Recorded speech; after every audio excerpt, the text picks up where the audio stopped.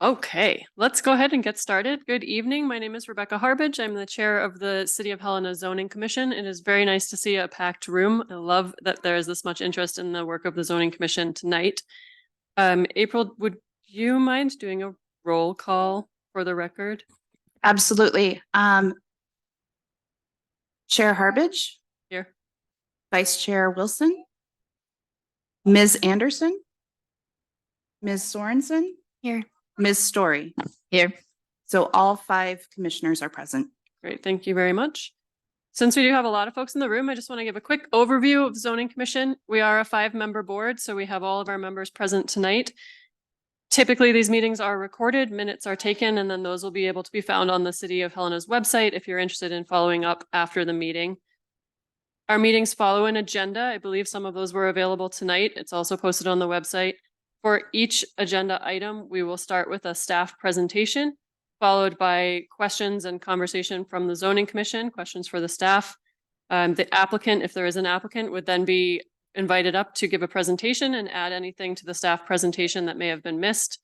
The commission can then ask questions of the applicant, and then we will open for public comment after those 2 presentations are given. Once public comment is closed, the Zoning Commission will be able to have a conversation about the proposal before us tonight. That will be closed with a motion, a vote, and for everyone's awareness, the Zoning Commission makes recommendations to the City Commission. The City Commission will then make a final decision on this proposal. So we will start down the agenda with our minutes from our November meeting. November 14th was our last meeting. Does anyone have edits or comments on the minutes from our last meeting? Okay. Seeing none, the minutes are approved as posted. Thank you, April. Regular items on our agenda tonight, we have just one, and so we will start with a staff report. Thank you.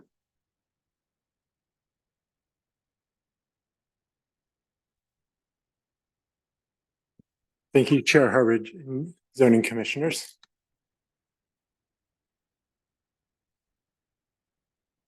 Presentation.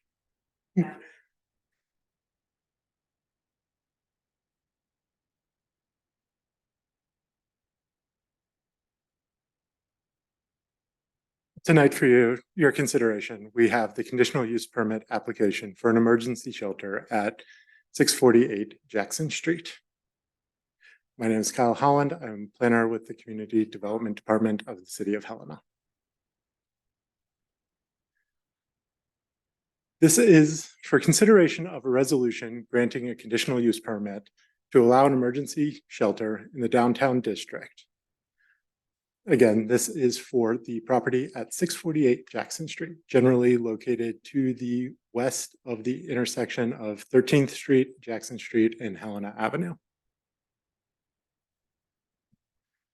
Here you can see the zoning map showing its adjacency to both the TR district to the west, down or to the east, the downtown district to the west, R3 residential, both north and south of the property.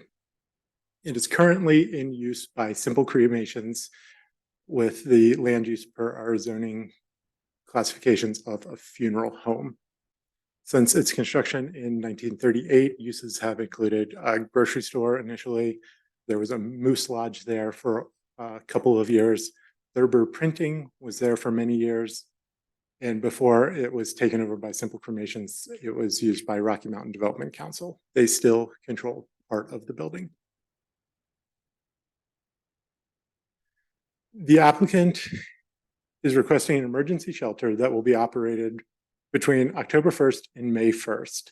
It will house 26 women per their policies between the hours of 4 p.m. and 9 p.m. You can see here, this is the portion of that building. To the kind of west of this portion is our place. The southern portion of the building is still controlled by the Rocky Mountain Development LIHEAP office. The portions that this conditional use permit will apply to are the sections shaded in the lighter yellow and the purple.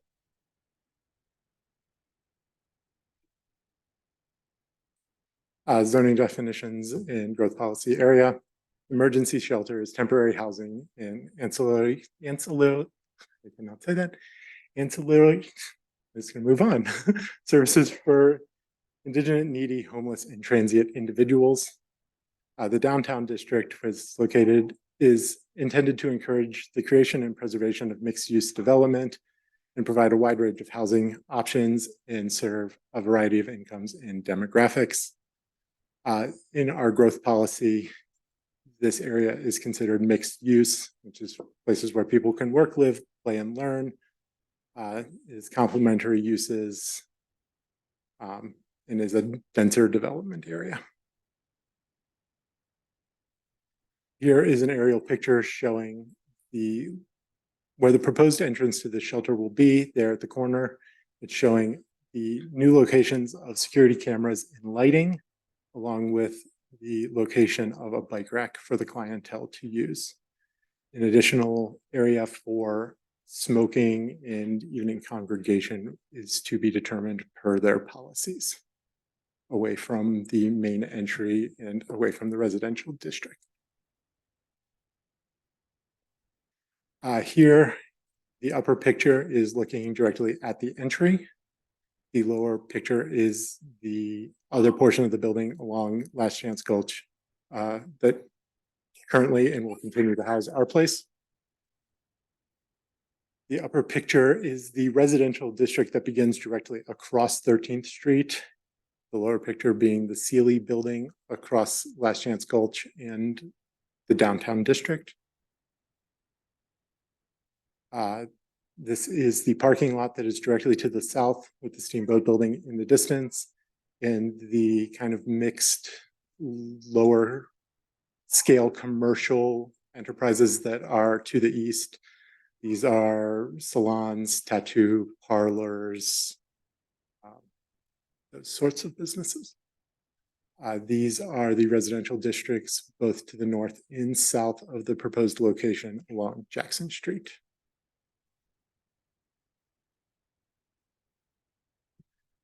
Just for reference, here is the original plat that shows it.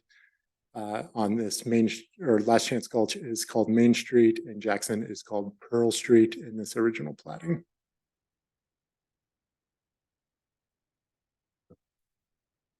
The conditional use permit review criteria.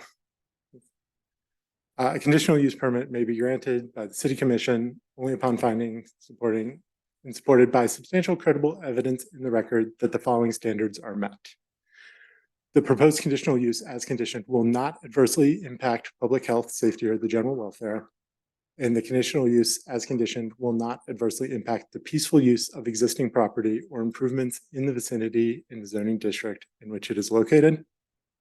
In considering those standards, the following factors must be considered: location, character, and natural features of the subject property, type and size of the proposed structure and improvements, and the relative location on the property, historical uses, established use patterns, and recent changes to the neighborhood, the conformity of the proposed use with the neighborhood plan, if there is one, current and proposed pedestrian, vehicular, and bicycle traffic, including ingress and egress, circulation, and parking, whether this is consistent with the climate change action plan, whether the proposal meets the zoning standards or will require a variance, hours of operation, noise, glare, odor, and expressed public opinion related to those factors. The above factors are weighted. Any one factor may be sufficient to find adverse impacts for the purposes above. Findings. The mixed use growth of downtown has led to the location of numerous social services organizations serving similar clientele. A map of these was included with the application, but a sampling of that is Pureview Healthcare across the street, Aware Mental Health Services to the south, Helena Valley Addiction Services, Helena Job Service, and God's Love, all further within walking distance of this location. It meets the downtown neighborhood plan goals of increasing neighborhood services and working with the emergency housing working group goals that were established this summer to create a plan for shelter options for unhoused individuals in the Helena. The existing structure requires minimal upgrades to meet building and fire safety. A summary of that was included in the application that was generated by our building and fire departments. Most changes involve some minor additional fire separation and the addition of egress hardware and additional fire detection and carbon monoxide detection. This will be an overnight shelter, and staff will work to enforce quiet hours that they will define in their policies during their operational hours of 4 p.m. to 9 a.m. Traffic impacts will be minimal. Most of the clientele using this facility do not have vehicles, but those that do will be directed to appropriate parking spaces by shelter staff to minimize impacts on the surrounding residential neighborhoods. The proposed new exterior lighting improvements will be shielded and directed as a condition of this to limit light trespass to adjacent properties. And as stated before, shelter staff will designate appropriate locations for smoking to impact or to minimize impacts on the surrounding properties. This zoning commission meeting was legally noticed in the independent record, and that notice ran on November 18th. Neighbor notices were sent to property owners and tenants within 300 feet on November 17th. Notice signs were placed on Last Chance Gulch, Jackson Street, and East 13th Street frontages on the 20th. All of these meet or exceed the standards established by the city of Helena. For instance, neighbor notices are only required to be sent within 150 feet and only to property owners. We did our best to capture all renters or occupants as well in a greater distance. As of this afternoon, we have received 20 comments in support and 21 comments against. Those have been provided to you, and an updated version will be placed on the website tomorrow. It is staff's recommendation to approve a resolution granting a conditional use permit to allow an emergency shelter use in the downtown zoning district for property legally described as the northeasterly half of lots 14 and 19 and all of lots 15, 16, 17, and 18 in block 13 of the Chessman and Davis Central Addition to the city of Helena, Lewis and Clark County, Montana, and the northeasterly 62.5 feet of land formerly designated and used as a public alley running in a northeasterly and southwesterly direction across the northeasterly half of the lots 14 and 19 and all of lots 15, 16, 17, and 18 in block 13 of the Chessman and Davis Central Addition to the city of Helena, Lewis and Clark County, Montana. If approved, the recommended conditions are: the conditional use permit only applies to the portion of the building as shown in the submitted architectural plans. Extending the shelter hours beyond operation between 4 p.m. and 9 a.m. will require a new conditional use permit application. Extending emergency shelter operations beyond October 1st and May 1st will require a new conditional use permit. No personal items of shelter clientele other than bicycles stored in the provided bicycle racks are to be stored outside of the structure. All personal items must be stored within designated areas of the shelter building, and all newly installed exterior lighting shall be shielded and directed to minimize light trespass onto the adjacent properties. Do the commissioners have questions for city staff? Thanks, Kyle. Are there questions for staff? Can you go back to the previous slide, please, to start?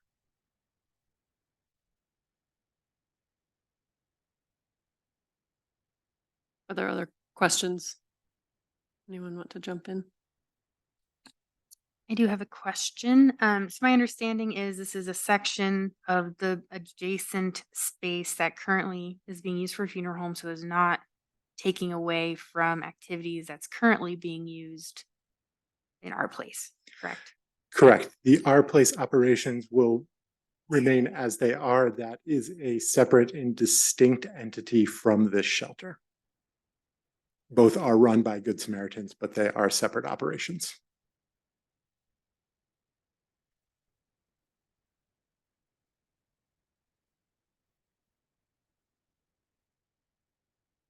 Go ahead, Kim. Do you have a sense of how much financial investment it's going to take to retrofit the space? The applicant has worked to establish a budget for the work that was required by the fire and building departments. I will let them speak to what their final estimate is, but I know they do have a number.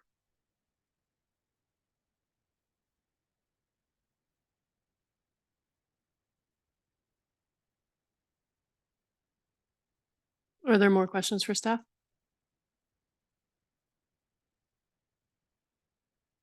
Thank you. Thank you, commissioners. All right, at this time, I would invite the applicant or the applicant's representative to come forward and speak if you would like. And for the record, please introduce yourself and who you're with. Thank you.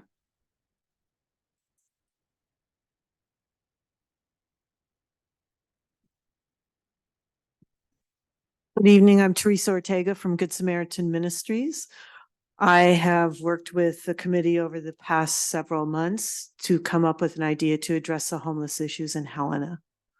So I'm not sure where you want me to start.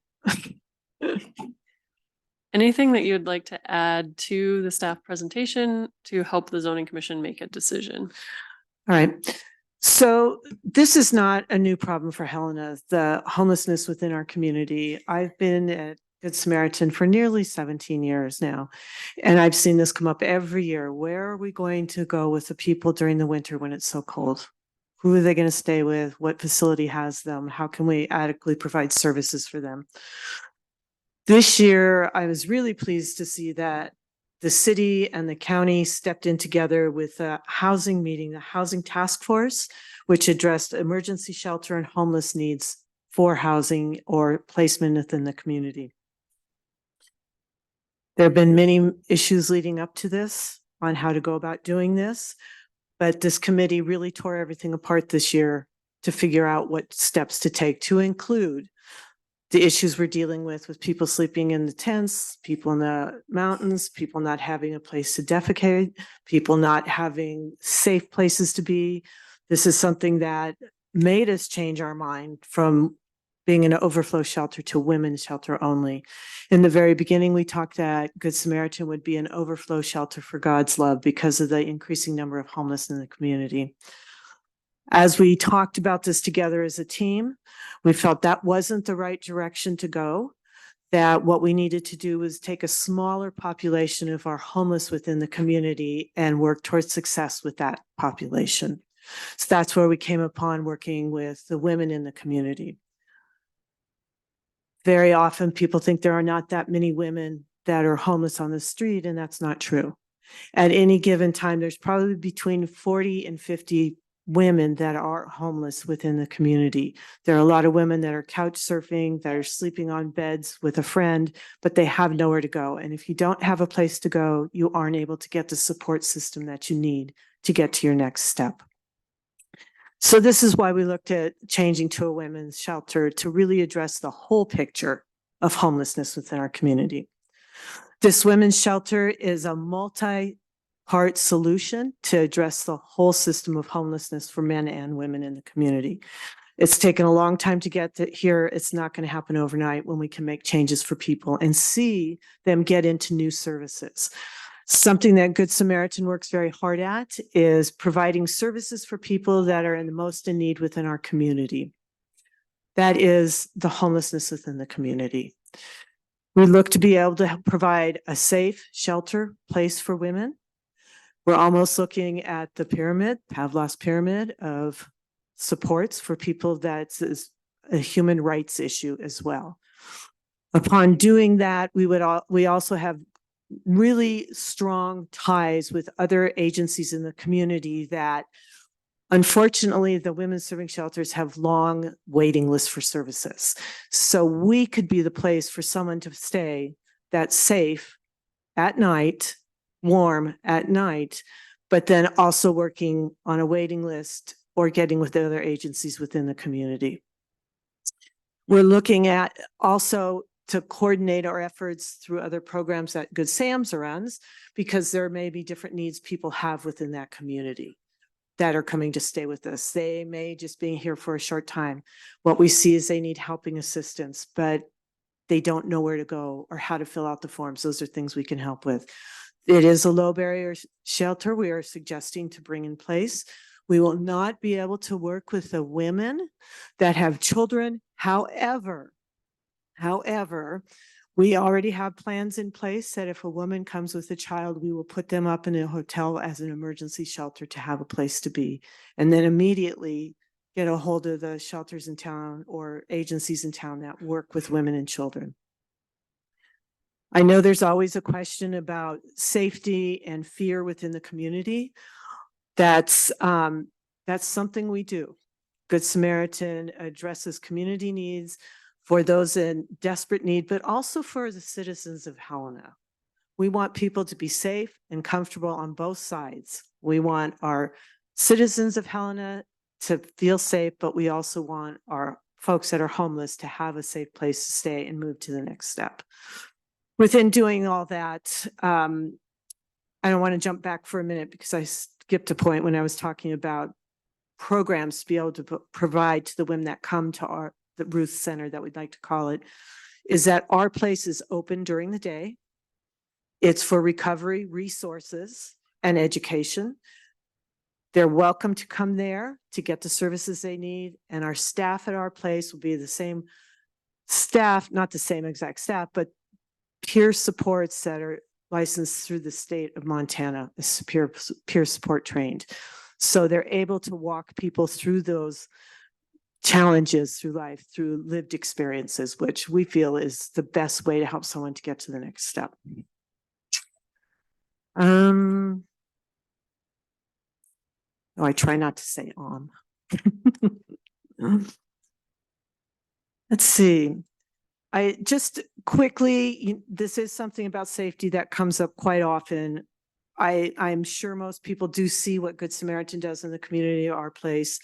We have a pretty tight schedule and program down there. There are behaviors that are not accepted. We have a draft policy and procedure and handbook already written up to put into place. Clients that come into this program will be given this information with an intake process as well, and to work on their next step going forward. When you have that one-on-one support, it makes it easier for someone to get to the next step. This is not new to Good Samaritan. During COVID, we ran just about 30, sometimes 35 rooms in a hotel for people that were homeless. And there's a majority of people that were housed through what we did. There are people that self-resolved, people went to treatment. We were able to help people that needed more care, as in assisted living. And those are all things that will be taken into consideration with the women that come into the shelter. We're not just looking at young people, a young generation. There are lots of older women on the streets right now. So that's what the staff that are peer support will be able to look towards and help people as soon as a bed opens up somewhere else. So one step ahead to move on.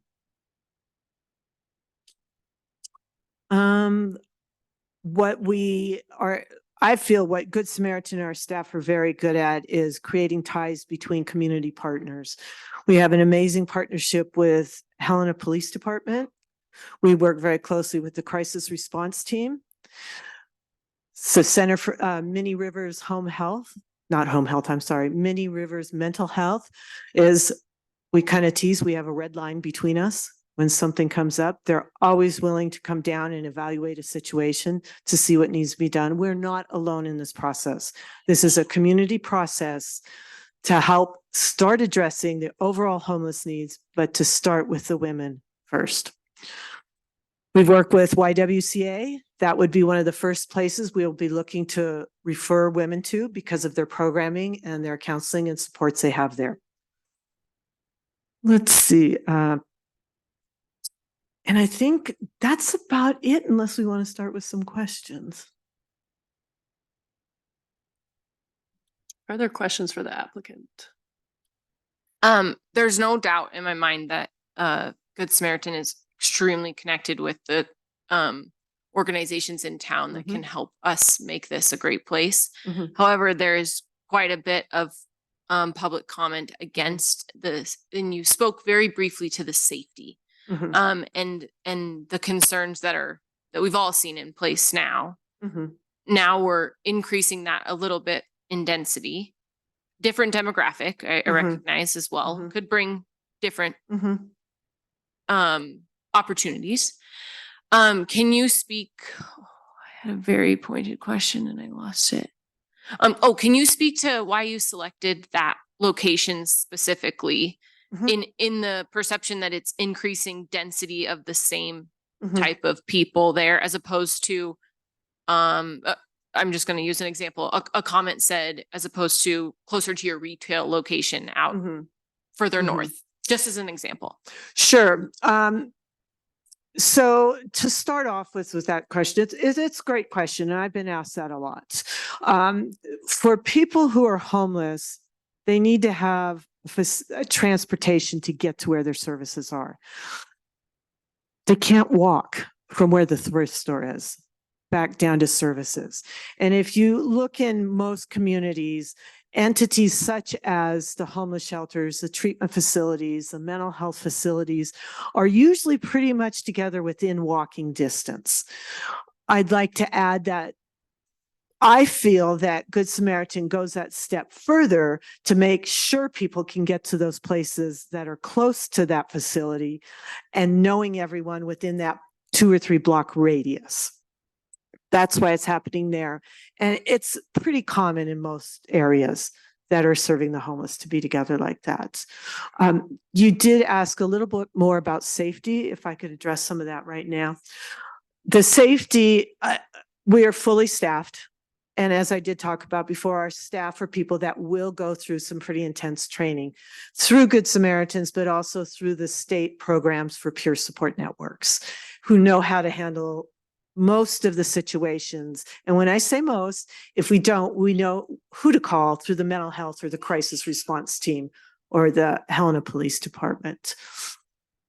That we're very conscientious of people just loitering and hanging around. There are certain times that they can go out and stand around, but there are times that we have programming within the office and within different programs in the community that we can help people get to, or to send them to different places, because a lot of times people just don't know where to go for the services.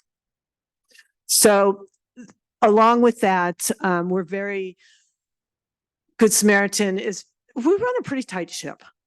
You know, we have policies and procedures for every program we have. Like I said earlier, we have one drafted up that people have to sign, that they're going to abide by these rules. I think we will be seeing some differences between the men and women.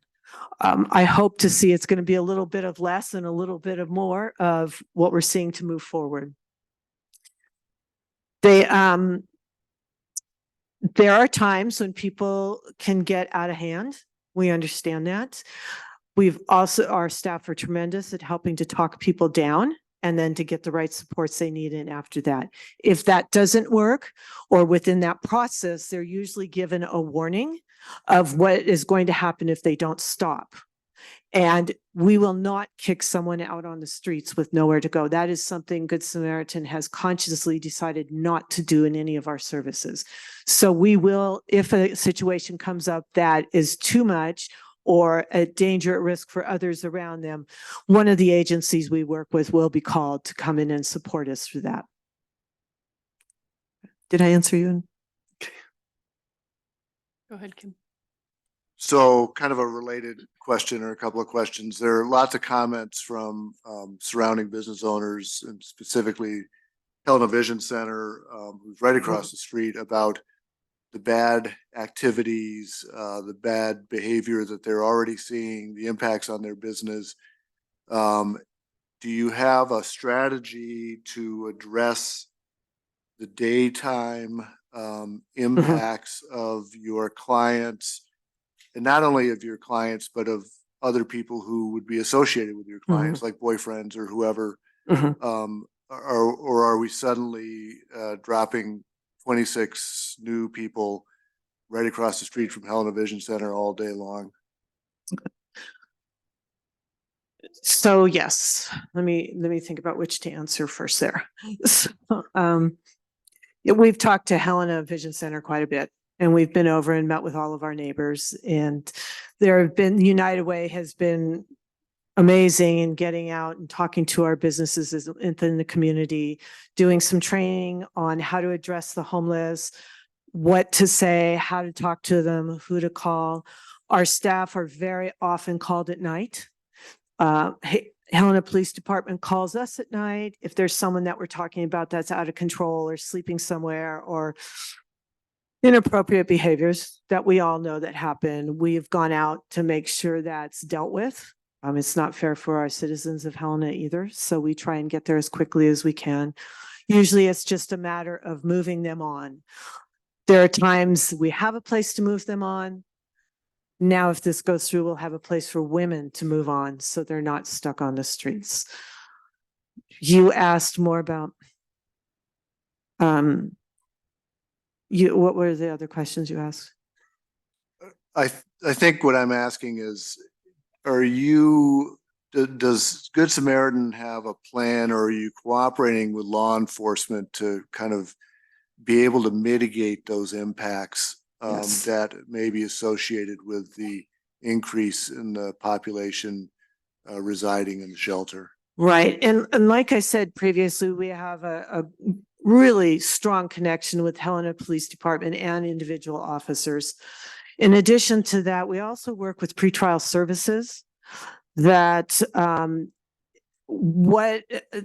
for a place for people to be during the day. We're always, because when someone needs a place to be that has structure, that's the best thing to have in place. And our place has that structure, as I talked about earlier. And we encourage people to come down there. It's no surprise. We have 2 groups a day down there, one at 9:30. We close for a half-hour lunch, and then we have a 1:30 group. Within those groups, it's no surprise to have 15, 18, sometimes even 20 people at those groups. That was not how we intended to start the program, but that's what it morphed into, which works very, very nicely for people who are homeless and need the assistance to come to. So there is a place with them as far as, and then working, well, the police department brings us people. Pretrial service refers people to us, and we're also looking for other options with pretrial service for programming for people that are not huge offenses within community, that we could provide more for them either at the thrift store or at our place. Just a quick follow-up. Is our place, is that limited to substance abuse, or is that just any unhoused people? No. Our place, like I said, is resource recovery education, but we work with people that have substance abuse issues, mental health needs and challenges, and we're able to address those needs through our staff who have lived experience on either side of those spectrums, but then also make sure we get them, the people we're talking about, into the mental health for counseling and groups, because there's a waiting list there as well. And our staff with the peer support training can hold that over until they're able to get in with a counselor. Thanks. Are there any other questions? Let's go ahead. Do you anticipate that the folks who are currently being served by our place are going to be a lot of your new shelter clients? Is there going to be a lot of overlap from that current clientele? Is there space for, an additional 26 potential folks or a portion of those to come to our place during the day? So as we know, the population of homeless people is mainly men. I do believe there will be some crossover with the women. And as Kyle talked about earlier, they are separate programs, but will refer to each other for groups and just supports that they need. I want to back up a minute. Someone asked about boyfriends. No, we can't do that, because if that starts happening, you get a whole slew of other problems. And with women, you get other issues that you have to address more closely.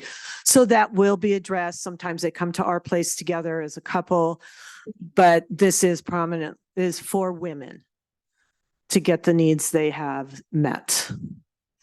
So there'll be a little bit of a crossover. That crossover will be either for groups during the day, or it'll be at night when they come to sleep in a safe place. Something I didn't bring up too, I want to bring up about the crossing over with different groups and programs is God's Love has been very supportive of us in doing this process. They will continue to provide the meals, the breakfast, lunch, and dinner for people until we open up at the end of the day for them to come in and quiet down. We have no intention of providing full-on meals to do the cooking. It is a place to sleep and to be safe at night. I think the less activity like those things going on, the less challenges we'll have during the day or the evening. And did I answer you enough? I always want to make sure. I'm not sure. I was curious if there was going to be space if the folks who are going Right. to the shelter are not currently clients of our place. Yes. Can there be room? Yes, we'll go up to 26 rooms. And please, Bez, and please do remember, this is our pilot project. We're working with the city on a pilot project. We're getting information from around the country. I know Jeff from the United Way has done lots of research on that to see what goes into a women's shelter and how to best address the needs. That actually goes into my next question, which was, what do you imagine a next step after a pilot? You know, what do you see this as what do you see success as? And That was in my notes. So the next step we're looking at this, and as you know, funding was set aside from the city for the homelessness during this year. And this is we hope we've submitted a request for that funding, but this is where we're looking to provide this pilot project to what do we need to do? How do we need to move forward for our next steps going forward? What we've done at this point already for step 2 is we've submitted the grant.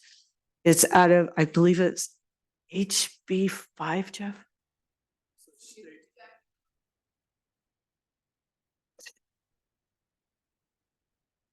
It's the state emergency shelter grant we've applied for.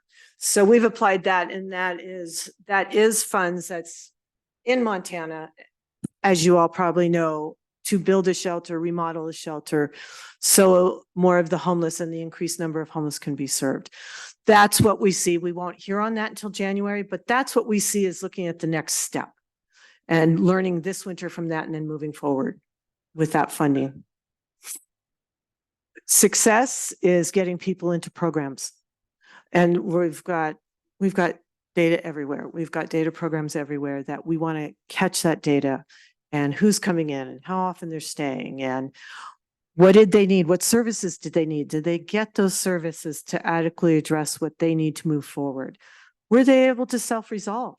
Self-resolve is one of the strongest points because it helps them come out of crisis mode on the streets to start thinking about where do I need to be? Jumping off of that, I hope this isn't repetitive, but based on your future plans, what's before us is the conditional use for this property to be an overnight shelter from October 1st to May 1st. Mhm. So I'm wondering, what is the plan for this specific property after May 1st? Well, we're hoping we're able to keep that because it's a perfect site. So we're working with the landlord at this time, who's very supportive of this. It's Anderson Wilkie Smith, is it? Or Stevenson, on keeping the property. And if we do receive the Commerce grant, that is a 5-year program that we need to keep up and running. So it will go on 5 years within that building. I know it's hard because it is in the middle of residential areas. It is a good spot for people to get to the services they need. But we need, as an agency, to make sure we're doing it the right way, which is why we've got everything in place. We've done this before, and we've made sure people have had a place to be and are not wandering, but are starting to focus. And that also comes from our staff who have been through these experiences and know what would have worked best for them. Those are successes. Just following up a little bit. So I hope this isn't a dumb question, but No dumb from questions. October 1st to May 1st, it's, beds, 26 beds for women. But between May 1st and October 1st, what's that space going to be used for? So if we're notified by January that we've received that grant, then we can start planning and putting the program together for the next year. And when we wrote that grant, we had to put the years down. We had to separate the years of what would be done for each year. So during that time, we should know if we've received that grant or not. And then we'll go ahead and start planning for opening up again. Is that, I'm trying to answer it. I'm kind of. Are you planning seasonal only, moving forward? We're looking at this for this winter as seasonal only because it's going to take some time to get the equipment in that we need in that building. We've got to get the bed set up. We have to have people hired, which is pretty difficult to do that now. But I think being precise of the type of background we need from people will be a little bit easier. So there may be a gap in that, but it should be a warmer season. And we have talked to God's Love about that as well. So we've kept them informed of what we're doing the whole time. I think I got it. Did I get it?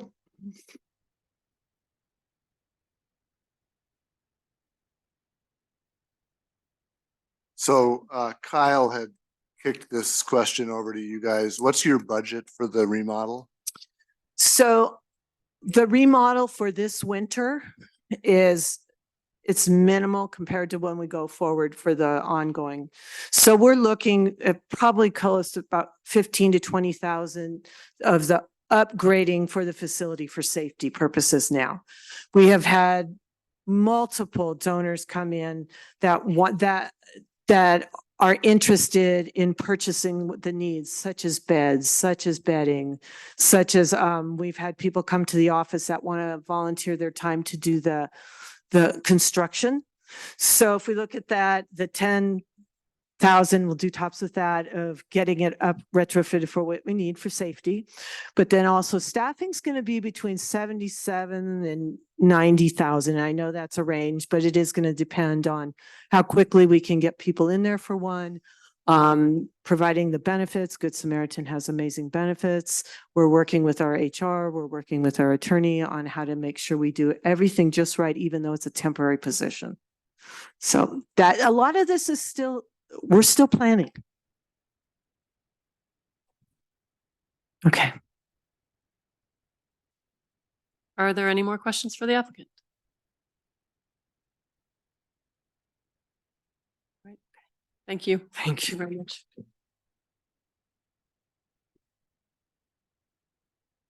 Okay, so it is now 6:51. I am curious how many of the folks in the room are interested in commenting tonight. Could you raise your hand and keep them up?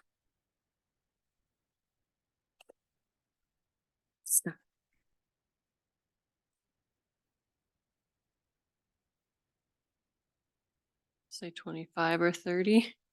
And April, are there folks online? We have 21 attendees online. If you wish to make public comment and you are online, please raise your hand now so we can get a count.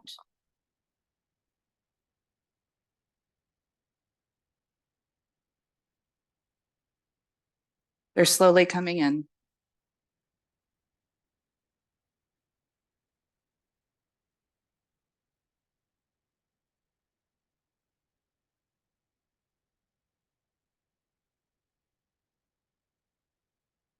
We currently have 4 hands raised online, but there may be more. Okay, thank you. Looking at my fellow zoning commissioners, there is clearly a lot of interest in this, so I am not interested in cutting anyone short. I'd like to hear as much of the feedback as we can. No? I do not think we will be able to hear everyone if we do not cut people short. I mean, we can't stay until. Are folks midnight. willing to stay until when? 8:30? That would give us just over an hour and a half. I brought a protein bar. I'm ready.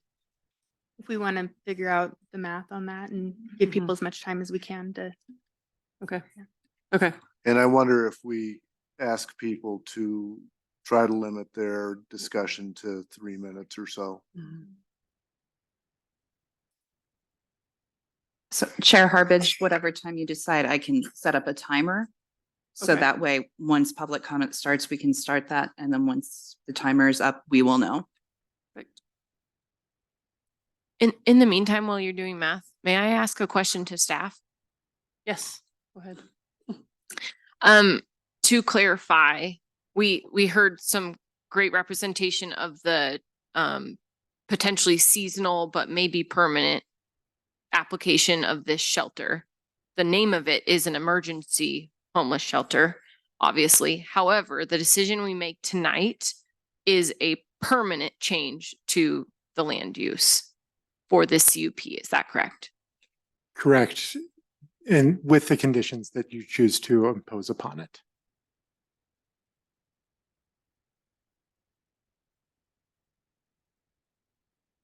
So I'm looking at if we stay for another 90 minutes and we have about 35 people, that would give about 3 minutes per person, which seems reasonable to me.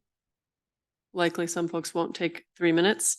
So I guess I would ask everybody to please try to limit anything that is repetitive. So if someone before you has already said what you're interested in saying, you are more than welcome to come up and give us your name, make sure we have that on the record, and then let us know that you agreed with somebody who already spoke before you. That would help us make sure that we hear as many diverse opinions and perspectives as possible in the time we have. So April, with your help, please, let's start with those in favor of this proposal before us, and then we will move on to those opposed, and we will limit everyone to 3 minutes. We will not, prematurely cut off those opposed. So please don't worry about having to go second if you're here to oppose the proposal.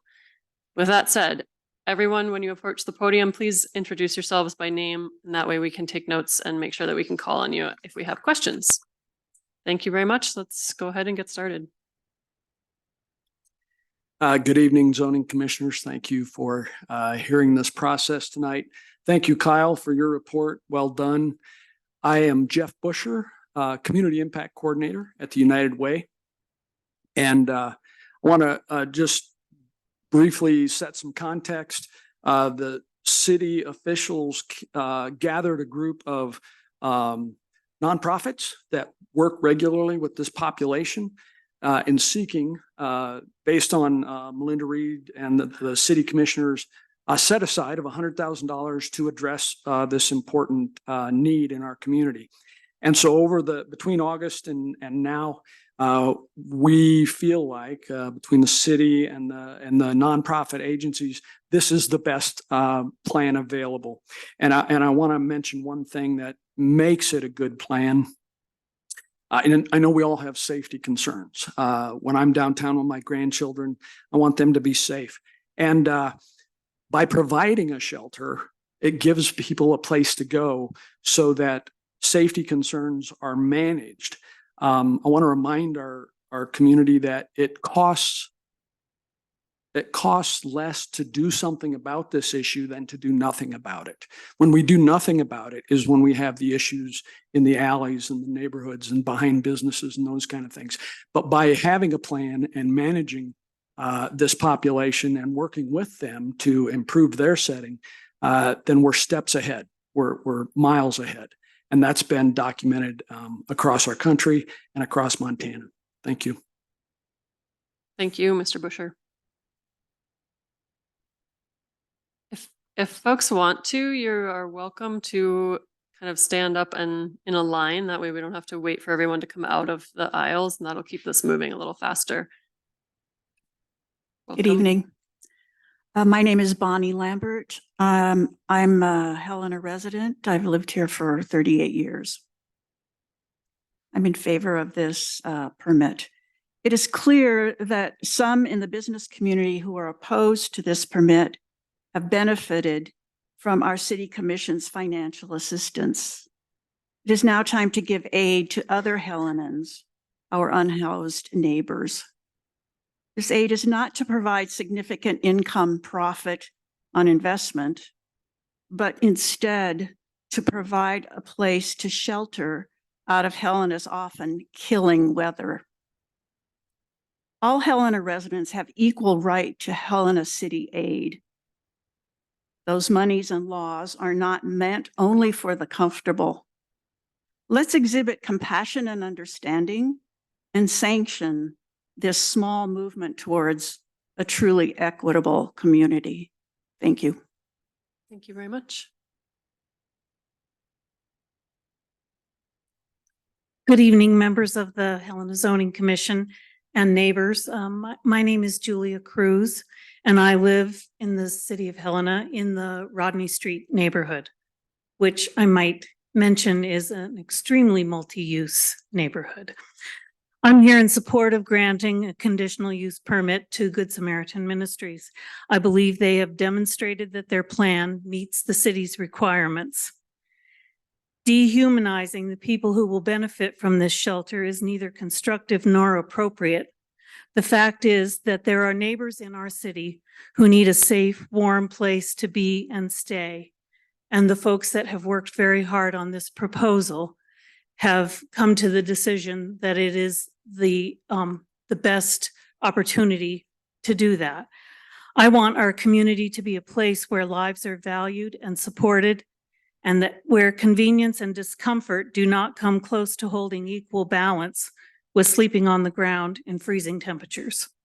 Please support the permit for this shelter before this winter's cold settles in. Thank you very much. Thank you. Good evening to all of you. My name is Bishop Austin Vetter. I'm the Roman Catholic Bishop of the Diocese of Helena, and we're the ones who run Good Samaritans. And Teresa does it for us, and she does a great job. So thank you, Teresa, for advocating for those who are less fortunate than we are. I speak obviously in favor of this. My encouragement to all of you, these are our brothers and sisters. They're not strangers, right? They're our brothers and sisters, and we're not as far away from their condition as we might think. It can change pretty quickly. I live in the Sealy building, right across the street, and also our diocesan offices are there. I've gotten to know this community quite well. I was just over at our place yesterday.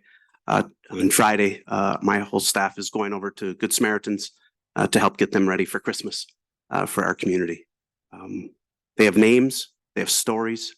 They're our brothers and sisters. And so remember that as you make this hard decision. And obviously we're going to abide by your decision. But I hope as you make the decision, if you decide no, then you have to decide to help us to find another place. Because we can't just keep saying no to this population. We have to find a place. Is it the perfect place? No, but it is a place. And if it doesn't work out, obviously, we have to take those things up. I was just visiting with some of the neighbors that I'm trying to advocate that we're upset that people are using the bathroom outdoors. Well, there's no bathrooms.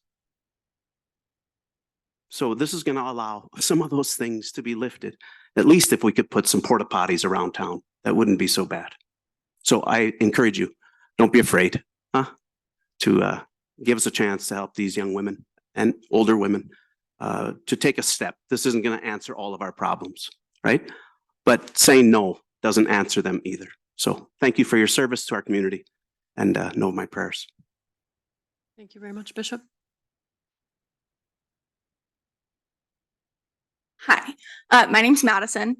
I am currently a Master's of Social Work student and feel very strongly that we move forward with this process to create an emergency shelter for women in the Helena community. Homelessness is something that really and truly can hit any of us at any point. We can't control it. Rent is rising at a staggeringly high rate in the city of Helena. Lewis and Clark County is one of the highest rising rents since the beginning of COVID. We have had many people in our community lose their housing due to the unrealistic costs that it is to rent a home in Helena. With that, I'd highly recommend that we move forward with this process, support the women in our community who are struggling, who need a home. Winter's not fun, we all know it. It gets brutally cold in this area. We need to provide them a safe space to stay alive and to focus on moving forward with their lives. It's impossible to focus on anything else in your life when you don't have a home. And so I ask all of you to think strongly how you would feel if you had to live in Helena with no home throughout winter and what that would feel like to have to think about anything else in your life outside of housing. Thank you very much.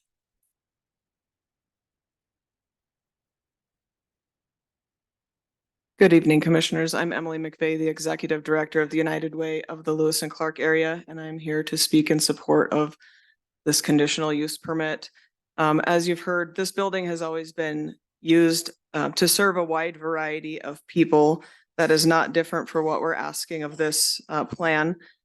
The neighborhood plan, the goals set out for that are to make the downtown a walkable, connected community and convenient, and that is not just for housed people. The downtown Helena area provides these things for people who do not have transportation and need to be connected to services and the community. For better or worse, our ancestors built the entire support network for unsheltered people in the downtown area. Building a shelter outside of this area disconnects the people in need from the services they require. The population of unsheltered citizens has grown significantly in the Helena area. In order to decrease the numbers of unsheltered people spending time in the downtown area, another shelter and a dedicated day program needs to be created and supported. We have looked at all of the community concerns. Almost all of these concerns can be resolved by building a shelter and getting people off the streets. The people we're discussing are current residents of the Helena area. They are not new to our community within the last 5 to 10 years. As Bishop said, if people need to go to the bathroom, we need to provide a toilet. If they're building fires, we need to provide a shelter. This is the solution to this problem. The alternative solutions that have been given have either already been explored and denied or are not viable options because the buildings are not available at this time. The shelter is not just a place for a bed. As a community, our nonprofits have committed to supporting the clients either on site or in their programs, most of which are nearby. This program will provide holistic wraparound care. The shelter might be a temporary, but the support will be long-term. The ultimate goal is to find permanent housing for all. As we prepare for the longest night memorial service this year, we will remember at least 7 people that lost their lives due to chronic homelessness in 2023. We should not be reading any names next year. We can provide shelter to more people. We can provide a safe place for women. We can provide these humans with the dignity and respect they deserve. Thank you.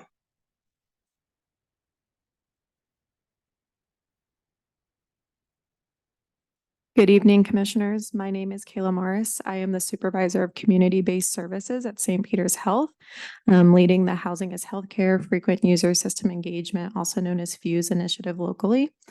I am here to express my strong support for Ruth's Place on behalf of St. Peter's Health tonight. St. Peter's Health actively participates in multiple community initiatives addressing homelessness and leads the local FUSE initiative in partnership with Good Samaritan Ministries. While permanent supportive housing is crucial, we urgently need emergency low barrier shelter as new permanent supportive housing units are developed locally. Ruth's Place will significantly reduce the number of individuals sleeping unsheltered on our streets, which will directly alleviate public health concerns such as public defecation due to lack of alternatives, minimize fire hazards, support unsheltered citizens in their journey towards permanent, stable, and attainable supportive housing. During winter, the emergency room at St. Peter's Health observes an increase in unsheltered individuals seeking care for preventable cold weather injuries, exacerbated chronic diseases, and other crises that may have been prevented with safe shelter like Ruth's Place.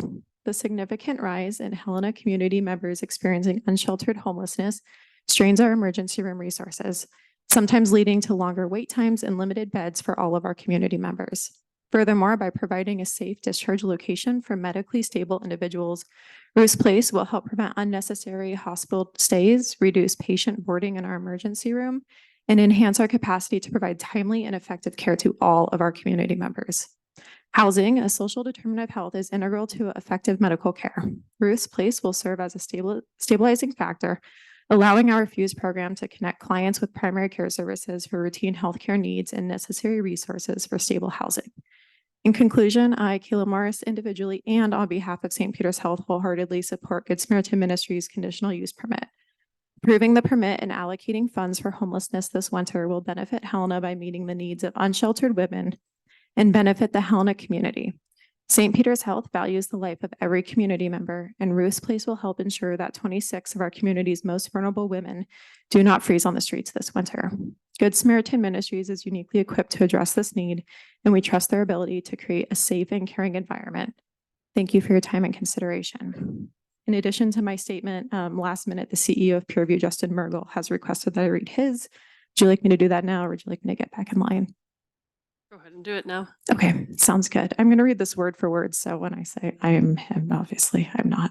It says, members of the commission, my name is Justin Mergel, CEO of Pureview Health Center, a federally qualified health center serving over 7,000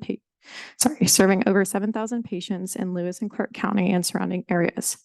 Pureview is also a member of the Fuse Initiative and has provided support for more than 500 unsheltered individuals this year alone. We join you tonight in voicing strong support for Ruth's Place on behalf of our patients and the larger Helena community. A large part of the work we do is driven by information about a patient's living situation, employment, access to stable food, quality education, and more. These social determinants of health allow us to ensure as many parts of someone's life are supporting their mental and physical health as much as the care we provide. More than data points, these things help us focus our efforts and resources on solutions that will make the most impact for people. While we know long-term supportive housing is truly the remedy here, we also understand that short-term supportive housing is key to achieving that goal. The security and respite provided by places like Ruth's Place are essential to support people as they seek permanent housing, stable employment, and healthcare, both emergent and preventative. We see the need for Ruth's Place not as a response to a growing problem, but as a commitment to investing in practical, low-risk solutions to meet the needs of our community and those living in it. Thank you. Thank you.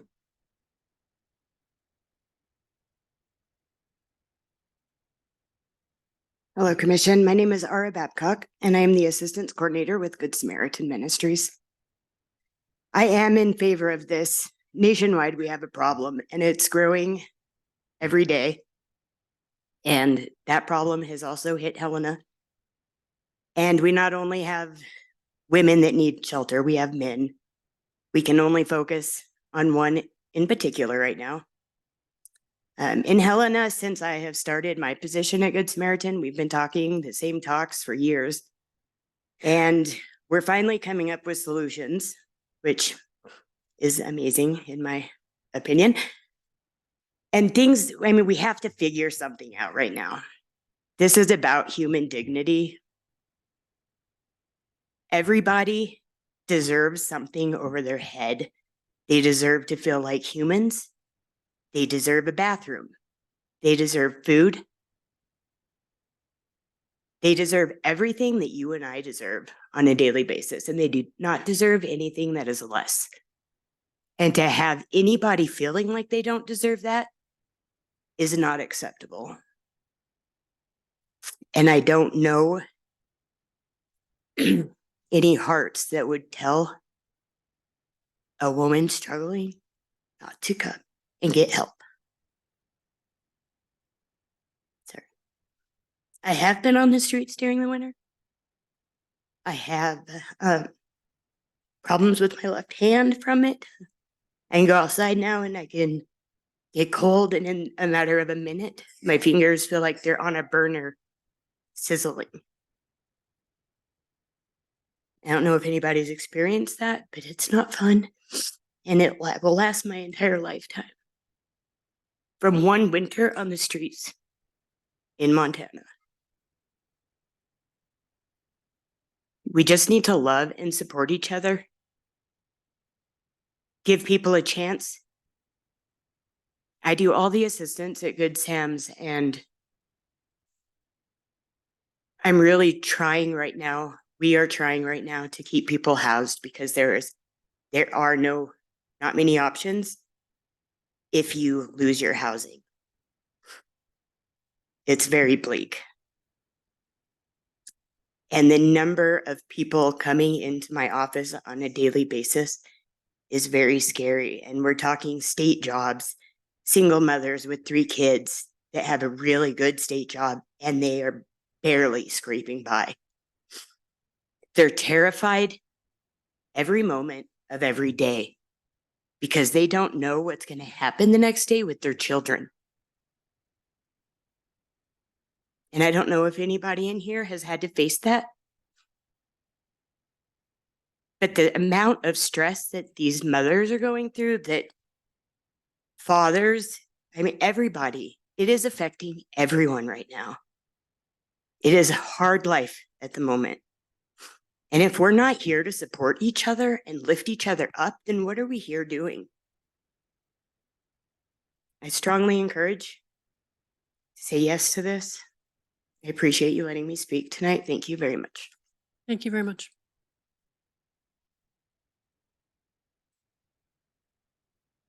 Good evening. My name is Sandy Oitzinger of 801.5 Stewart Street. It's been inspirational to listen to such an array of the soldiers in Helena's Army of Care. And I really believe that they are presenting factual hopes and information when they say they are working toward an interlocking continuum of care for these people, unsheltered people and women. So I would, as a citizen, ask you to support the conditional use permit tonight for Ruth's Place. Thank you. Thank you.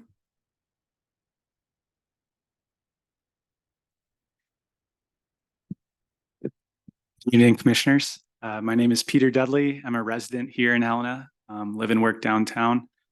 And I'm here to speak in support of this conditional use permit. I'll try and keep it brief, but as you've heard tonight, we have a serious crisis in our community. We got a good plan. The funding seems attainable. I think I heard in the presentation, there's 40 to 50 people that fit this demographic that this project seeks to address. If this plan can save one life for a night, that's good enough for me. And I hope it's good enough for you all. Thank you. Thank you.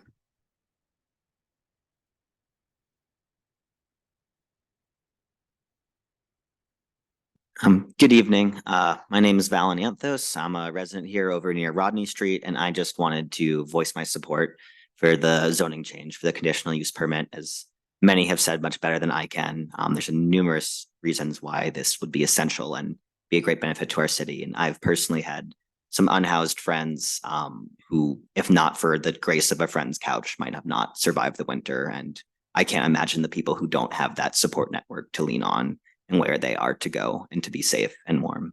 Thank you. Thanks. Good evening. My name is Victoria Hill, and I live within the Rodney district, which another supporter already mentioned is a multi-use zoning district. And I support this shelter because it fills a very specific need within our community. The Friendship Center is a shelter that serves women who are immediately experiencing domestic violence. And it's also frequently at capacity. God's Love, on the other hand, serves both men and women, and it's also frequently at capacity. But many women in our community are homeless because they have experienced domestic violence in the past. And they're recovering from that victimization from their partners, which means that they often need to rebuild their lives and acquire, funds to support themselves and their families, separate from their partner that they're escaping. And it's for that reason that many women may not feel comfortable or safe at God's Love, let alone the crowding issues that already exist. So this shelter would give women who can't get services at the Friendship Center and maybe don't feel safe or comfortable being at God's Love to be in a place where they're safe with other women and people who understand their situation. And for those reasons, I strongly urge this committee support the proposal. Thank you. Thanks.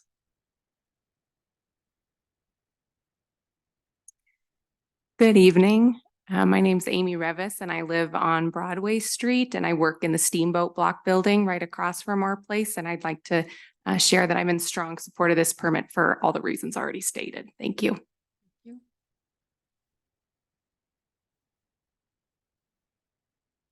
Good evening, Commissioners. My name is Nicole Gomez, and I'm a resident of Helena.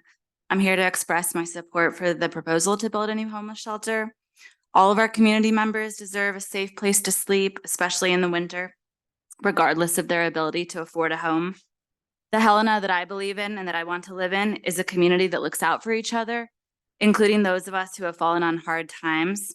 Many of us are a medical misfortune or a job loss or an eviction away from being unsheltered ourselves. And on the subject of safety, I think it's really important to keep in mind that we have an obligation to protect the safety of all of our neighbors. And living unsheltered can be very dangerous, especially for women. Ruth's Place would fill a needed gap in our city's shelter capacity, and I encourage this commission to support it. Thank you so much. Thank you.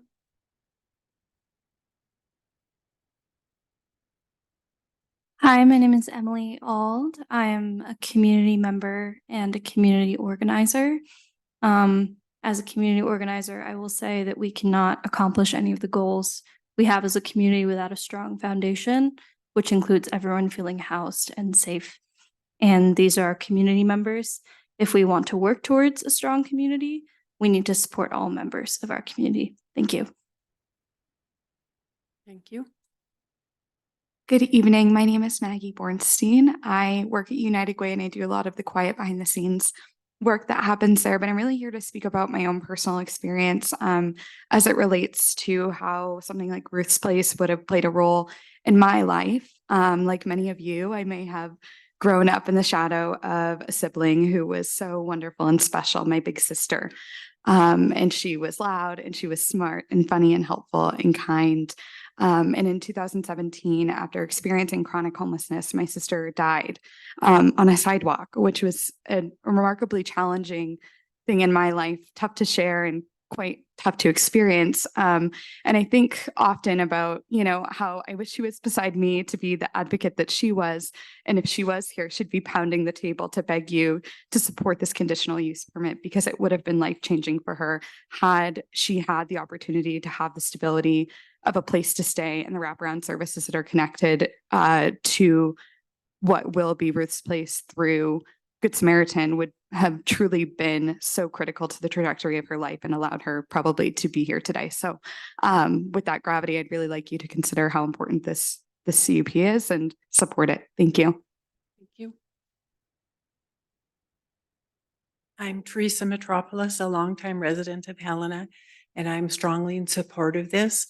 We all come into the world and life with different gifts and different challenges. My guess is that nobody would choose to be homeless, and I'm so happy to live in a place where the people who have are ready to support those who do not. I hope you pass this. Thank you. Thank you.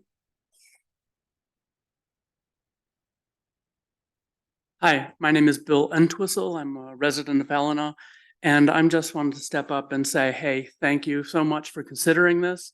But we also have to really remember that this is a great opportunity for Helena to show itself and to be a leader on the world stage, to do the right thing and approve this conditional use permit. Thank you. Thank you.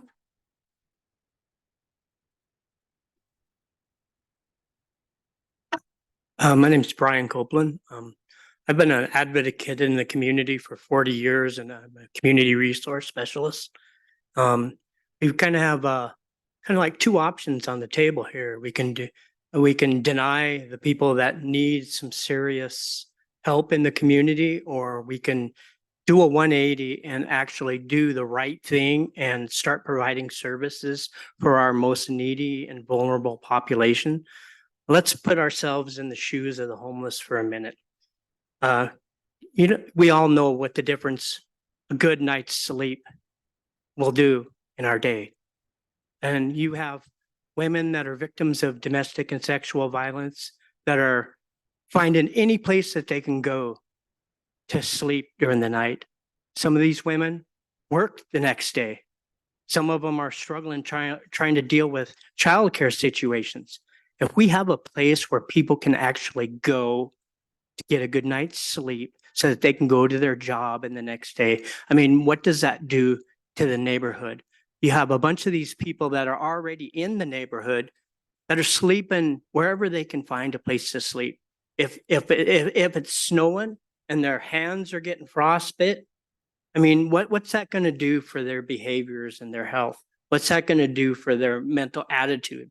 What's that going to do for the problems and the criminal element in our society? I mean, people are actually people are getting so distraught and so frustrated and so angry because the services are not being delivered, that we're getting instances and occurrences where people are committing suicide by cop. I mean, let's do a 180. Let's create a situation to where people can we can benefit the people so that we can move them up and escalate them up from where they're at, because where they're at is no place to be. Thank you. Thank you. Anyone else in the room who wishes to speak in favor of the proposal tonight? Not seeing anyone jumping up. April, is there anyone online who would like to speak in favor of the proposal? So if you would like to speak in favor of the proposal, keep your hand up. So it looks like we have 3, We have 4 possibly. We have one more in the room. One more in the So room? let's go Okay. ahead and do that while they continue raising hands online. I apologize. My name is Kristen. I am a resident of the neighborhood we speak of, and I thank my fellow supporters for being so eloquent in communicating why they support Ruth's Place. But I just wanted the opportunity to voice that I also support this proposal for Ruth's Place. Thank you. Thank you. So first we have Katie Loveland. Hi, my name is Katie Loveland. I'm in COVID isolation, so not there to infect you all today. I'm the chair of the board of the Friendship Center. I do a lot of work with housing around the state, and you just have the right people who want to work with this population. Teresa is so well positioned to do this work. I did the community health improvement plan for the county. Housing was a top priority. Jeff and his team and Emily at United Way have come together and they're wanting to work with these folks. And I'm just like, I just want to shout. I'm just so excited. Like, yes, in my backyard. I'm so grateful for the work that's been done. I'm so grateful for the city. And this is just part of building a continuum of compassionate care for our neighbors. And I just want to say well done and definitely support this work. So thank you so much. Thank you very much. Now we have Lauren Moose. Hello, can you hear me okay? Yes, we can, Lauren. Go ahead. Hi, my name is Lauren Moose. I live in Helena and I work as a criminal defense attorney. I would like to say that I am a strong proponent of this. I can attest that in my work, when I see that people's needs are met, they're less likely to have interactions with law enforcement. And so I strongly support it. And I'm happy to answer any more questions about that. Thank you very much. And now we have Lindsay. Hi, my name is Lindsay Ward. I am a Helena resident. I also support this proposal, and others have spoken very articulately about the many reasons why this is important, so I will be brief.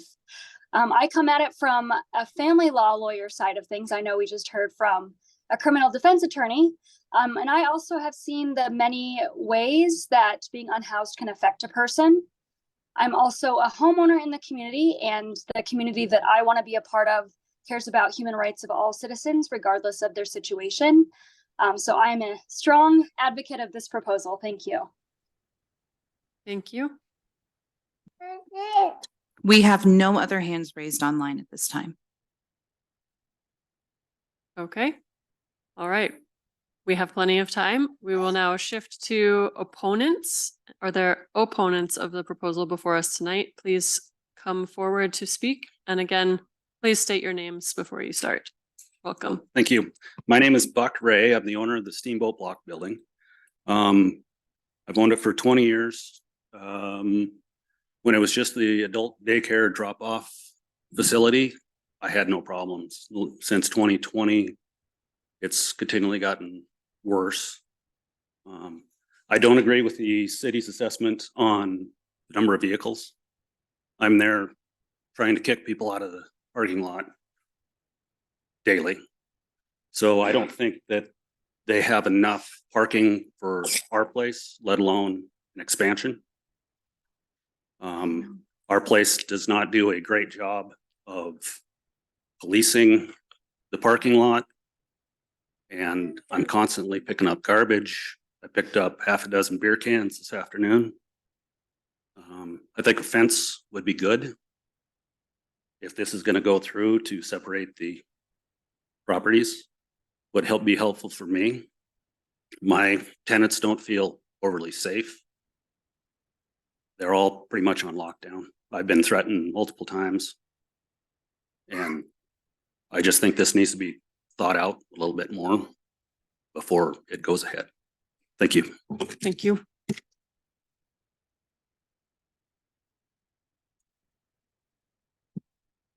I'm Rex Seeley. I've got a business across the street. I feel that homelessness is an issue that's been ignored too long. It's getting worse and it has to be addressed. As far as this meeting, I've spoken to a lot of people and that come in the store, and they're not aware that this is going on. You know, the actual development of the CUP. I've been a supporter of our place since they opened. I still think they do great work. I think this is a good project. I just don't like the location. Majority of the homeless people I deal with are nice. They're very easy to get along with, but some are quite aggressive and intimidating. Across the street from our location, there's many state employees that indicate to me that they don't like going out on the street, taking a walk during the day, because the people that are hanging out in that area yell obnoxious statements at them. Some people that work in the Seeley building and her alibi are scared to go out and go from their business to the parking lots due to intimidation by the people that are hanging out in that area. The cleaning ladies at the Seeley building have been accosted, and they're making it a point to park directly outside the front door so they can get a quick entry and egress. And it's happened numerous times. One of my employees was physically assaulted in front of our building. They built fires behind the Seeley building. They were huffing glue back there under a tarp, as well as building fires in front and behind my building, which is wood construction. They've stolen things, they've vandalized. We regularly clean up garbage, discarded possessions, food waste, feces. They poop on the streets, sidewalk, parking lots. We have videos, numerous videos, because we have security issues. Many of the downtown businesses are struggling now, and these issues drive shoppers and tourists away. Speaking with residential neighbors, I've heard that they are also having similar issues.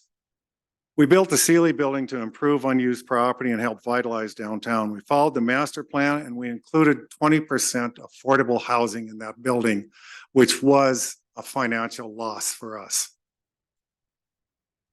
We often speak to people that are interested in something to do downtown as far as a similar project. Shelter location will be a distinctive, reduction to the possibility of future growth and investment in that area. People are not going to want to invest, shop, or live downtown. There are better locations than our place for this building, the shelter. And I believe a better project would be get behind the St. John's project, get it purchased and revitalized so they can use people there. And we strongly support the shelter as a good project, but it needs to be in a better location. My partner and I are willing to donate money. Thank you. Thank you.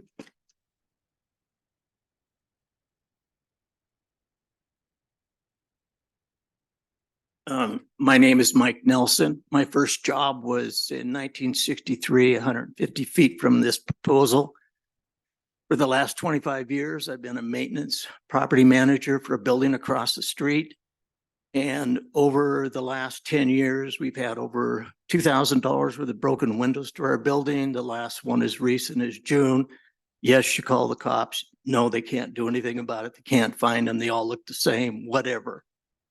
The question that has brought up is safety. And I agree that safety is an issue. And I just wish that I felt safe down in a neighborhood that I've spent so much time on my whole life. And my job requires me to do a lot of work at night. I go out there, confronted by people that are panhandling. I've had to clean up defecation on a regular basis, needles. They seem to have not a lot of money for anything, but they seem to have money for drugs, which is the whole issue, and then mental health issues.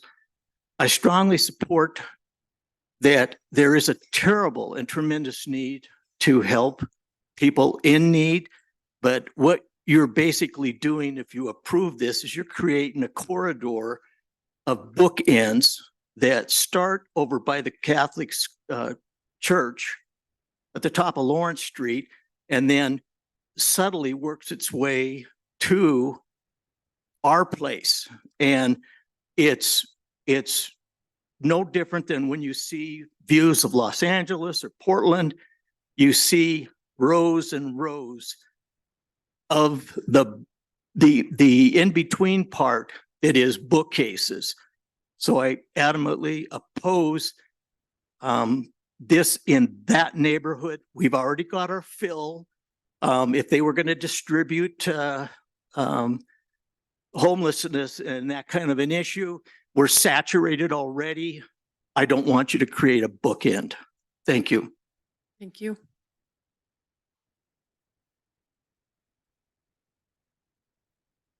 Hello, my name's Stacy Evangeline, and I'm here as a homeowner. I'd like to start out by acknowledging the seriousness of the crisis of unsheltered people in Montana, and I'd like to express my sympathy for their plight. While I do have sympathy, I don't understand why Helena is choosing to concentrate our homeless population downtown where all the restaurants and shops are. Like I said, I'm a homeowner, so I'm not going to stand here and pretend that I'm just worried about the downtown. I live on Jackson Street. Like every single one of you, when I bought my home, I did so with the reasonable expectation that I would be safe in my neighborhood and that my home would be a place where I could relax at the end of the day. To me and my neighbors, this proposal is not whether an emergency shelter should be opened, but it's whether or not we get to feel safe walking in our neighborhood, if we get to enjoy sitting in our homes free from outside noise, or if we get to live in a neighborhood free from the accumulation of refuse. And if you think the things that I just mentioned seemed outlandish, I would like to show you this. This is a flyer I picked up at the open house last night at our place. In this flyer, they list out who to call in situations such as someone refusing to leave your property, someone being aggressive, or someone defecating on your property. They are bringing these things to our neighborhood. The organizations proposing this shelter know they are bringing these things to our neighborhood, and they have no solution for them other than those who live or work nearby will have to deal with it.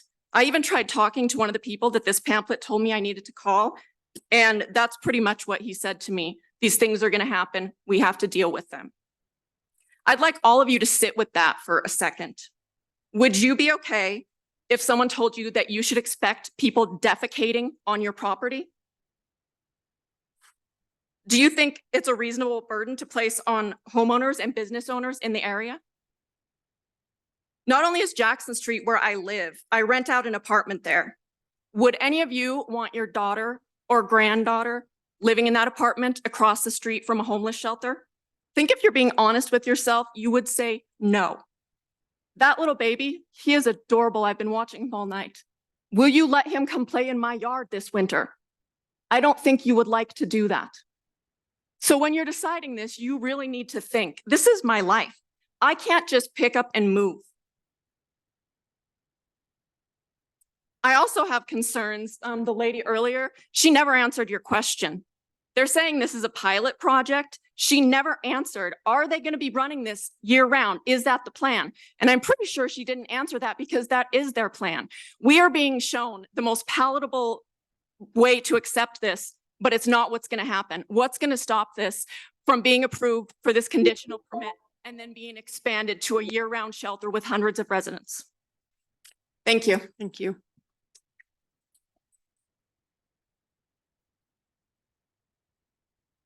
Jim Lingor. I have the downtown barber shop, 612 North Last Chance Gulch. I also have had problems. I feel that it would be a corridor. Every spring, I see the migration come in, men and women. You're going to make it a friendlier place. Like others, I have had customers tell me they are afraid to come downtown. I am very careful going back to my truck. I have been not assaulted. I have been threatened. I have cleaned up human waste. It is a very rare day that I'm not cleaning up garbage by where I park, in front of the barber shop. And yes, I also clean up some across the street on Buck's building. And that's a daily occurrence. Would you like to do that? Would you like to have people tell you that they're afraid to come into your business because of what's going on? It's wrong. It is very wrong. And I'm tired. I've been there 9.5 years or so.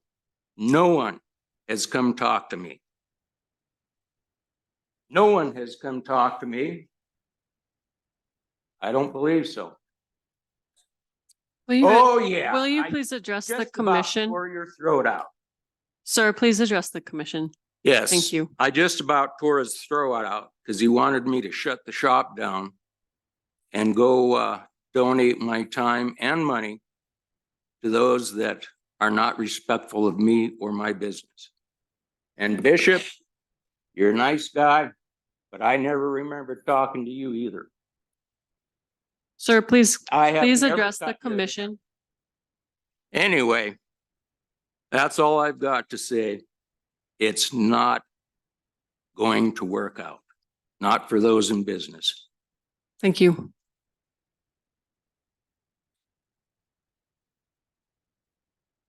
Hello, my name's Carl Cossett. I'm a clinical social worker with 40 years of experience.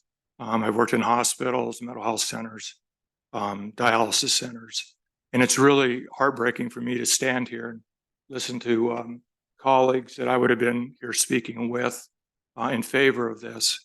I live on Warren Street, and we've had a lot of problems up there too. I was working on my house today and can't leave my garage door open because people from somewhere, I mean, we're there with the Guardian Apartments, and you go down as God's Love. I agree with the bookends. You're placing all the needs of people within a several block radius. It's now gone down to where the shelter is proposed. I'm fully in favor of sheltering people. I'm fully in favor of having a women's shelter. They, I'm not against the concept at all. That's why it's hard for me to stand here and talk with my years of experience of helping people. But you're overcrowding this. I go to the optometrist down there. I have to cross through the parking lot. We go to the theater, we cross through the parking lot. We find beer cans 4 blocks away in the alleys.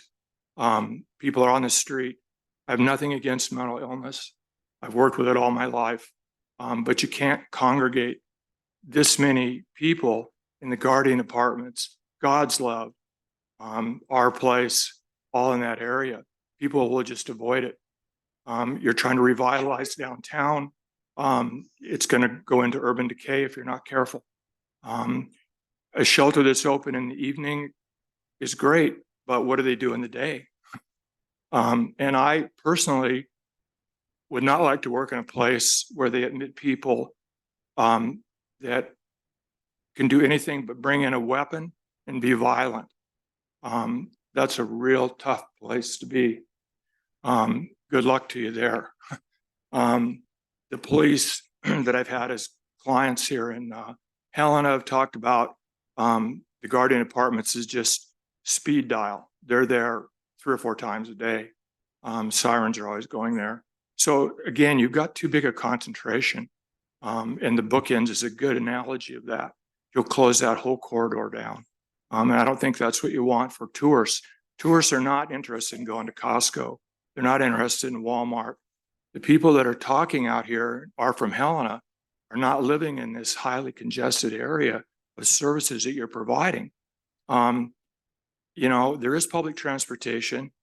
People need to take accountability for getting to appointments. As a therapist, I always encourage them. Can't rely on everybody to do everything. Thank you. Thank you.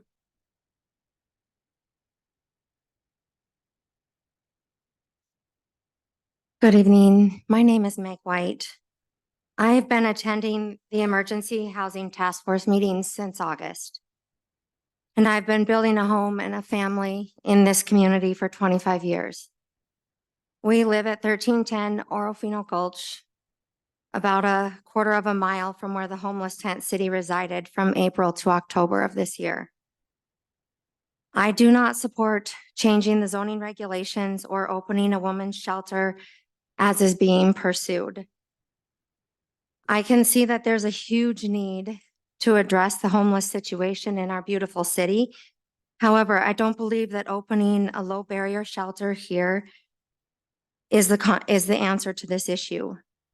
I feel like more thought and planning needs to take place before we just open another shelter in the downtown area. This shelter will not require women to be sober, compliant with mental health or addiction treatment, nor do they require women to participate in programs to receive services and housing support. So I can't, in good consciousness, think that we should put families, business owners, patrons' needs, and safety aside after experiencing what my family has these past 7 months, and considering what is currently happening already in the downtown area. Drugs, addiction, mental illness, crime, decay, and ruin are all a part of homelessness. And until these issues are dealt with, until we require the unhoused to actively participate in what those solutions look like, nothing will change. Just giving people a place to stay and handouts without any buy-in on their part is not kind. It's not helping. It's not even humane. It just allows the cycle to continue. When we walk through downtown Helena, we are constantly on alert, much like we have been these past 7 months at our home. The encampment that was near our home was publicized and glorified as this great place, but it was a nightmare for our family.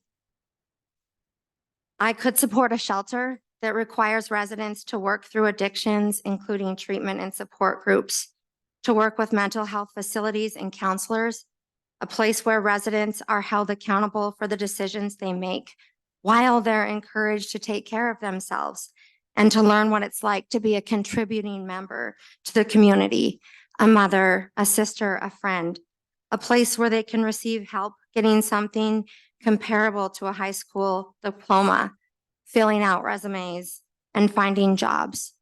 A place where those more fortunate can donate their time and their resources to help mentors, to be mentors and positive role models. I will be the first to sign up for a shelter of this capacity, but I cannot endorse a women's shelter that doesn't address these issues. Thank you. Thank you.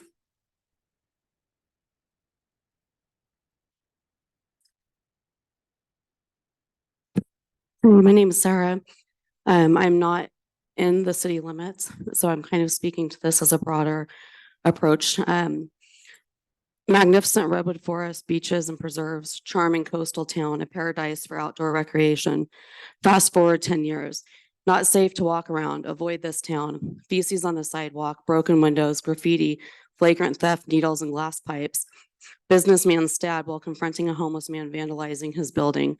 One of the most dangerous and drug-addicted communities in the state. Sharp rise in robbery, rape, and murder, but mostly aggravated assault. These are headlines from my hometown in Northern California, an area that was much like Helena not long ago, with a combined population of about 50,000 and serving as the county seat. We left over 5 years ago to provide better for our children, to avoid the poison of urban decay and quote unquote crime, filth, drug abuse, and an overwhelming homeless population. In less than a decade, our safe hometown is now overrun and often headlines the highest crime rates in this state and nation. Excuse me. The homeless population has become intractable. Government policies have failed. Providing housing without requiring accountability has failed. Assuming drug abuse and mental health are a consequence, not a cause, has been an oversight.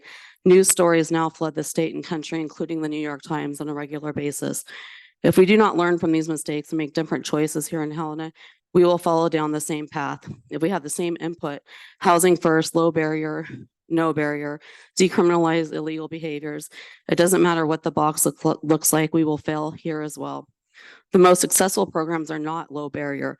Although those may be providing the most federal funding, success comes from programs requiring accountability, rehabilitation, and work training, not simply free housing and clean needles.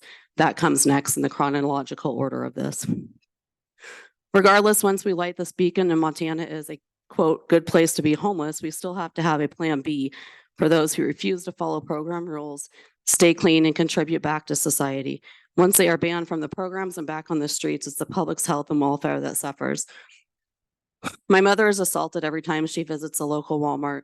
Park funding goes to safe shoot-up sites in Narconon. Historic buildings and local businesses are burnt to the ground. Citizens are being stabbed simply trying to protect their property. This is not a scare tactic. This is the current state of my hometown, and this is where we are headed if we do not change the current status quo. Acceptance and enabling are not compassion. Simply providing handouts without addressing the underlying issues first will not solve this problem. This is not a one-way street. We as a society must hold everyone, including our elected government officials, accountable. As a community member, a taxpayer, a business owner, and more importantly, a mother, I implore you to do what is right for us. Providing a safe future for our homes, business, and children lies in your hands tonight and at each meeting moving forward. Thank you. Thank you.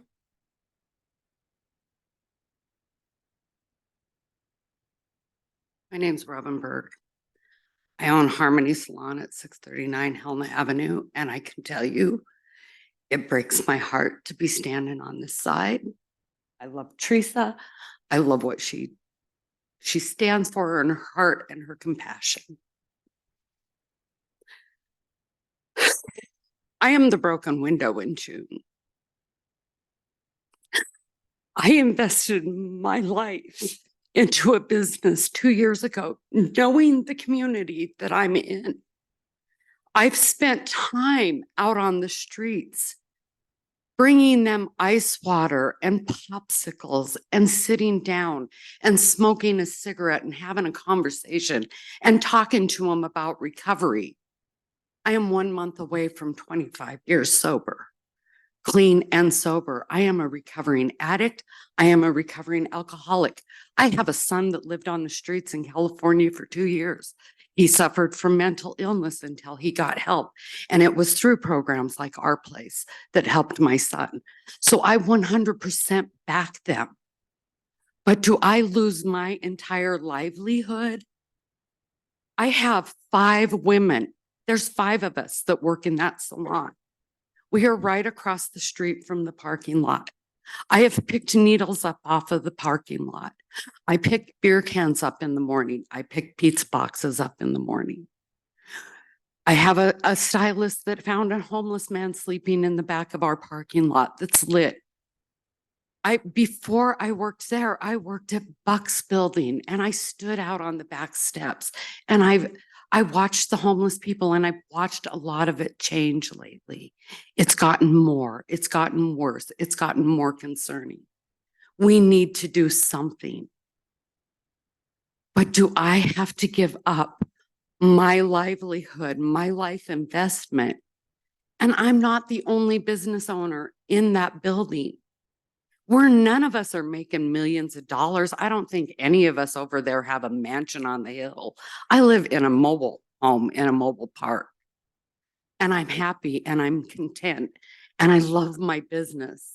And there's a reason my business was called Harmony, because that's what we were looking for. And I love my neighborhood. But I want to feel safe. when I choose to work at 7:30 at night, walking out to my car. I want to feel like I'm okay. I am supposed to keep my business doors open while I'm during business hours. Tonight, I have to lock my stylist and her client into the building when we leave because we're not sure. They have to be able to call me. I will come walk them out at night. That is not what I invested in my life. Thank you. Thank you.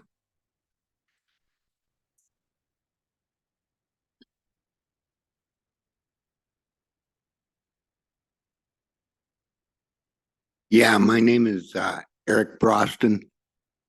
My uncle Einer used to run what is now Helena College. He was would be like the dean. Was boat tech back then, Uncle Einer. A friend of mine used to run a Volkswagen shop right out of where she has her hair salon. And these people that are voicing their negativity to this housing situation, to stop it would create more of their problems. Now, I suggest you go through with this. It's only a temporary zoning approval. But then, you know, with the police and the law enforcement and these issues that they talk about are going to have to be addressed.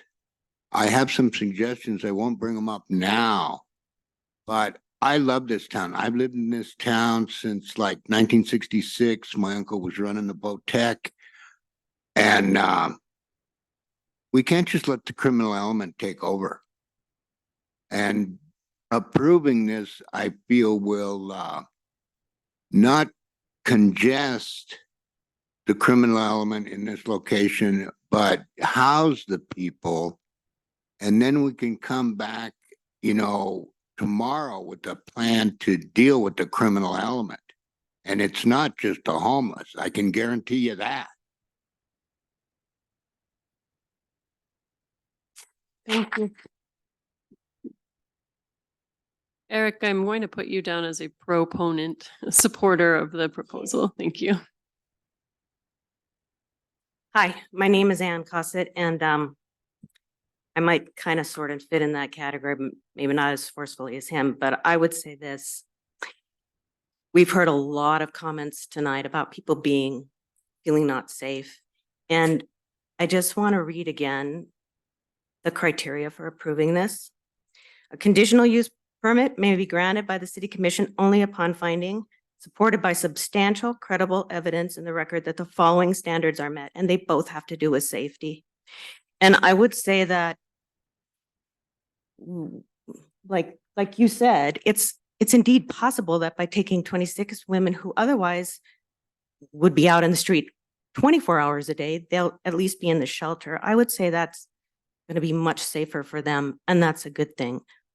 I think the issue of safety deals with people who are the ones who maybe don't want to be in the shelter. It's just, I think fundamentally, if we were doing such a good job of managing it, which I know we're not, which is one of the reasons, but I mean, we had testimony tonight and the proponents saying we do this, this, this, and this, and yet there are a lot of people here with very legitimate concerns about their own safety. And until we can make the downtown safe and feel safe, so it's maybe not an either or, but we got to have a hand in hand with how to make it feel safe, because without it being safe, that's what led to the urban decay in the 1950s and 60s. And that led to the urban renewal. That was so devastating and disruptive to this community for people around here. I wasn't around there then, but that would be just, I think we need a plan that focuses on the homeless issue, just like we have a climate change plan. We need one adopted by the city, maybe jointly with the county, that really addresses where things go. There will always be people who don't want to be in a shelter. And if they find their home downtown in a park, and it's going to be a problem.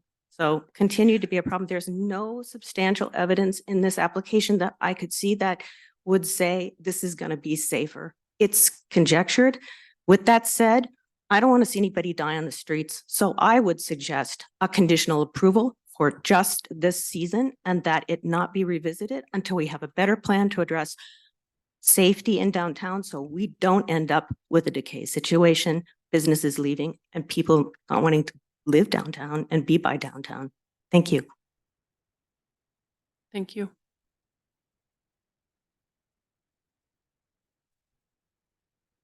Is there anyone else in the room who wants to speak against the proposal? Good evening, Commissioners. My name is Taylor White, and I just want to thank you very much for taking the time to listen to everybody who came to speak tonight. It is obviously a very important topic for everybody that's in this room, and we very much appreciate that. My piece to say is that I do speak in opposition of the emergency shelter, just for the reasons and examples stated. I think that these people have a valid reason for wanting to not go forward with the shelter, and I think they're more than worthy enough to be considered. Thank you. Thanks. Anyone else in the room who wants to speak against the proposal? Is there anyone online? So if you are online, okay, we have one hand raised. M. Chandler, just a moment, I'll allow you to talk.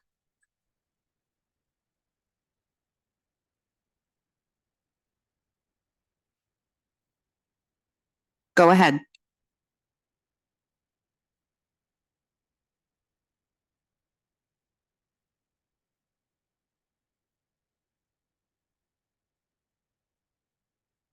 If you are speaking, we're not able to hear you. Go ahead.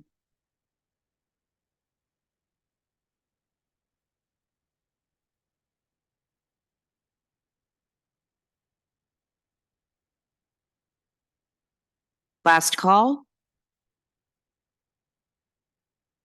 Is there anyone else online who would like to speak in opposition? Please raise your hand now.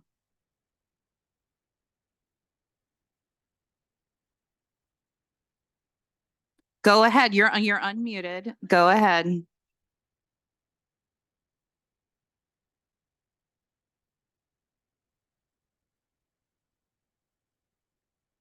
We cannot hear you.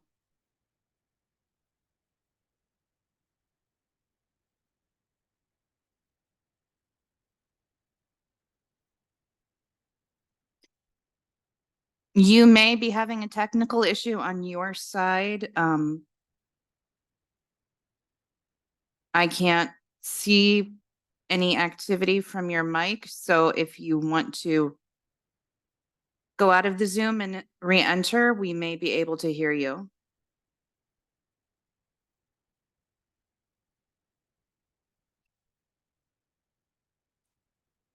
All right. Is there anyone else in the room who wishes to speak tonight, whether for or against this proposal? Can you come up to the mic, please?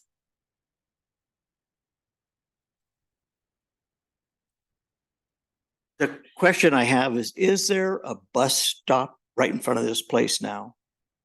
Because transportation's been an issue, and I don't know if it's active or not, but it's certainly there. So the question I have is leaning towards not having the ability to get around when Helena has a really good bus service. And there's a bus stop right there. They can take them anywhere they want. And so the fact that they're trying to consolidate, I don't get because of the bus stop. That's all. Thank you. So we have a hand raised online. Kat Woodson, go ahead. Hi, can you hear me? Yes, we can. Oh, perfect. So my name is Kat Woodson. I am a resident in Helena, and I actually work for the Department of Transportation. I'll keep it brief. Just for all the reasons mentioned before, I absolutely support this and in favor of approving. Thank you.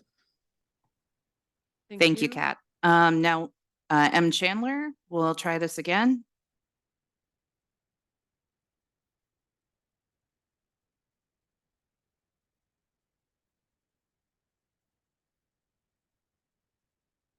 Go ahead.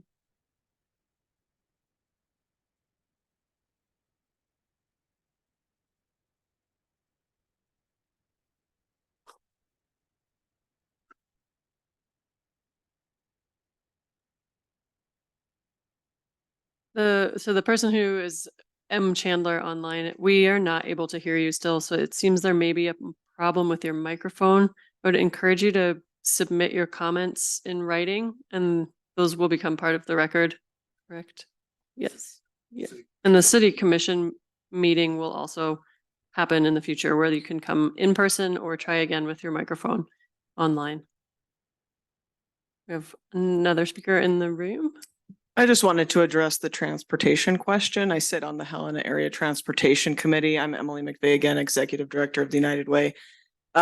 We do not have a really great transportation system in our community for our unsheltered folks. We do not have a fixed route system. We have what is used to be known as a dial-a-ride system. What happens is you have to have a phone, you have to have the app, you have to be able to qualify for a discount by applying for that discount. Otherwise,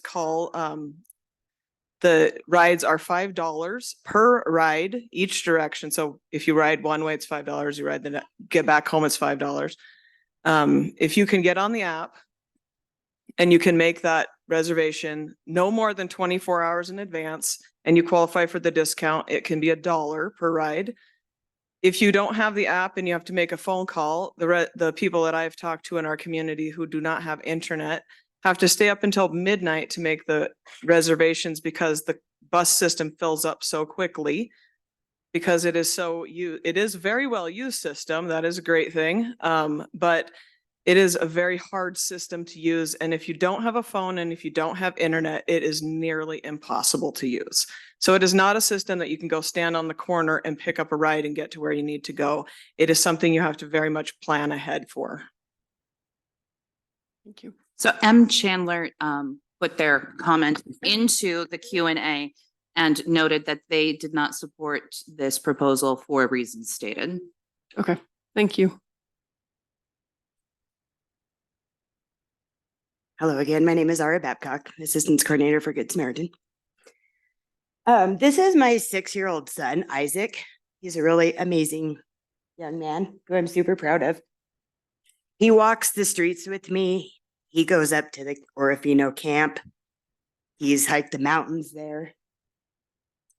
Because everybody that we work with is still human. And even though they might have struggles, we all have struggles. And we're really not here to be judgmental. We're here to help people find another way of life. And so even though they might have addiction issues, I've had addiction issues, and until somebody took that hand and held mine and got me through it, I didn't know how to get out of it. And so by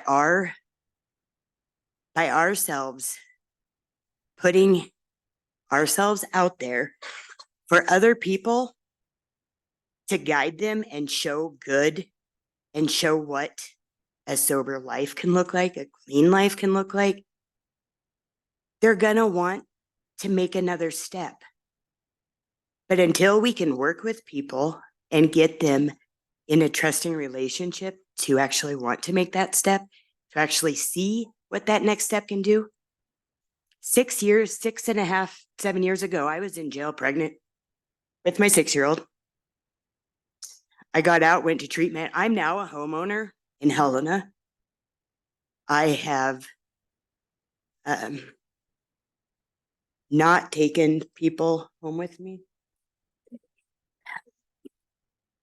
because my home is somewhere. It's my sanctuary, honestly. I mean, my daily life is super chaotic. But, yes. And I understand that. Okay, will you please just address the commission, and if the folks in the audience can tone it down a little bit, thank you.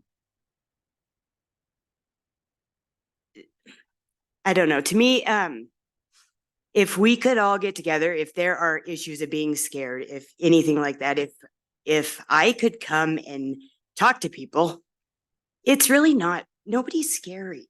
People are just people. I don't know. I might not, I don't know. But I want to remind everybody that a year ago, there was a man and he was really cold one night and he hops into a cardboard container. Does everybody remember that? And he died because he was cold. This takes 26 women off the street, so it's 26 people less that anybody will have to deal with at night because they will be in one safe place and warm. Thank you. Thanks. Is there anyone else who has not yet spoken tonight? I want to limit the number of repeats because I do understand everyone has a lot to say and it's all very important. And I'm sure we could go through another entire cycle. I don't want to encourage that. Jeff Busher again. What I want to say is to the folks that were opponents, first of all, thank you. Your concerns are absolutely valid. And I applaud you, and I have spoken to a handful of you about these concerns. And I want you to know that my office at the United Way is always open to address those concerns. And I just want to continue this conversation. This problem is not going away by itself. And it takes all of us. It takes a community. And I appreciate that many of you said that you are concerned about this. It is a location issue, and I acknowledge that, but we have to have a place for people to be warm and safe. Thank you. Chair Harbage, we have one new person online. Okay. Nicole Steinberg.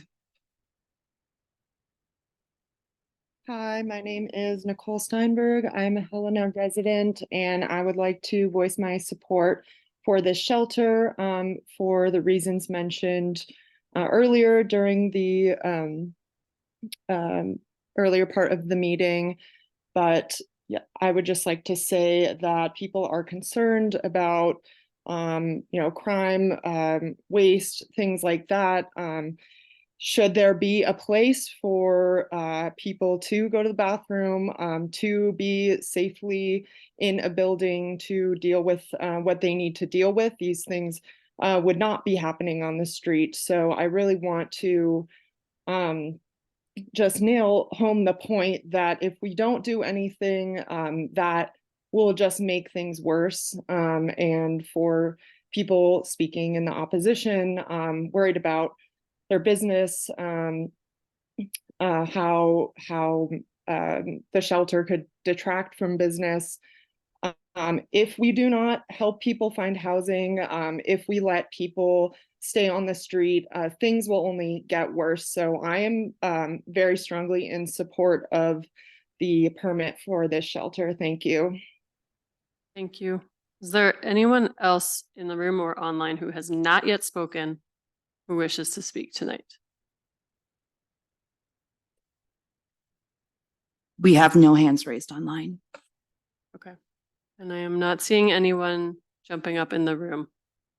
I'm going to close the public comment with the reminder that this is the zoning commission. We will make a recommendation to the city commission, and then the city commission will also have another hearing on this same topic. With that, I will look at the commissioners and ask whether there are any final questions or considerations before we move to a motion.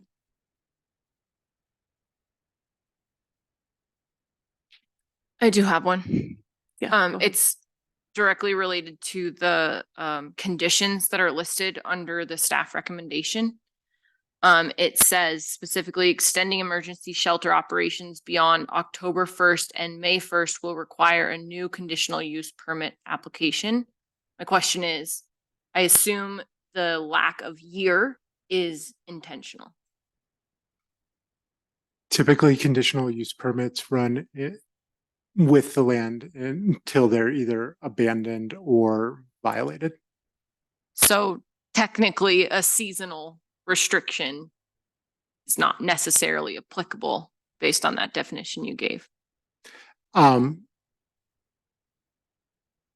Yes, the intention would be if they wanted to run it as a year-round facility, they would have to go through this process again. This would just allow them to not have to come back next winter to do this again. Okay. Okay, so it is intended, so we can, with this condition, regulate the months they're allowed to use it, but we're not regulating the year, is what you're saying. As the recommended conditions are stated, correct. And we have the ability to regulate when someone can use their property. Correct. Okay, thank you. So a related question, and one of the last speakers raised this. Is it possible to have a conditional use permit that is timed out? In other words, is it possible to have a conditional use permit for this winter and then a renewal or a reconsideration or something after May 1st? Yes.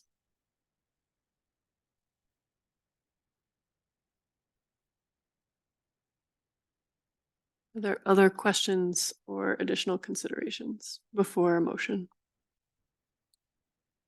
Was there any discussion or consideration of, this kind of was mentioned by I think one immediate neighbor in the parking lot, or any sort of division or fencing, if this were to go past, since this isn't just a one season conditional use permit, and there is expected to be like a smoking area or kind of a hangout zone, I'm expecting in that space. Was that something discussed at all? It has been discussed. This building is primarily a zero lot line building. So there's not a lot of space around it to fence. There is the potential space around the Our Place parking lot. But that is not being addressed in this conditional use permit. Like I said, those are distinct and separate entities, and that operates under a separate lease than this would be under.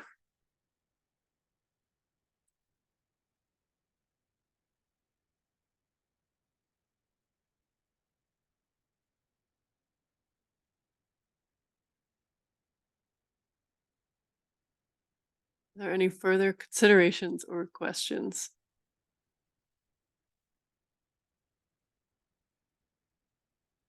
Not, does someone want to make a motion?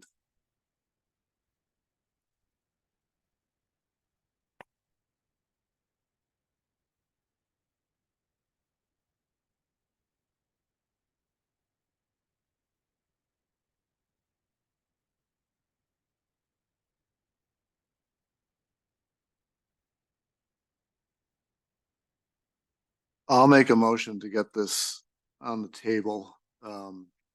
So I would make a motion to recommend approval of a resolution granting a conditional use permit to allow an emergency shelter use in the downtown DT zoning district for property legally described as the northeasterly half of lots 14 and 19 and all of lots 15, 16, and 17 and 18 in block 13 of the Chessman and Davis Central Addition to the city of Helena, Lewis, Clark County, Montana.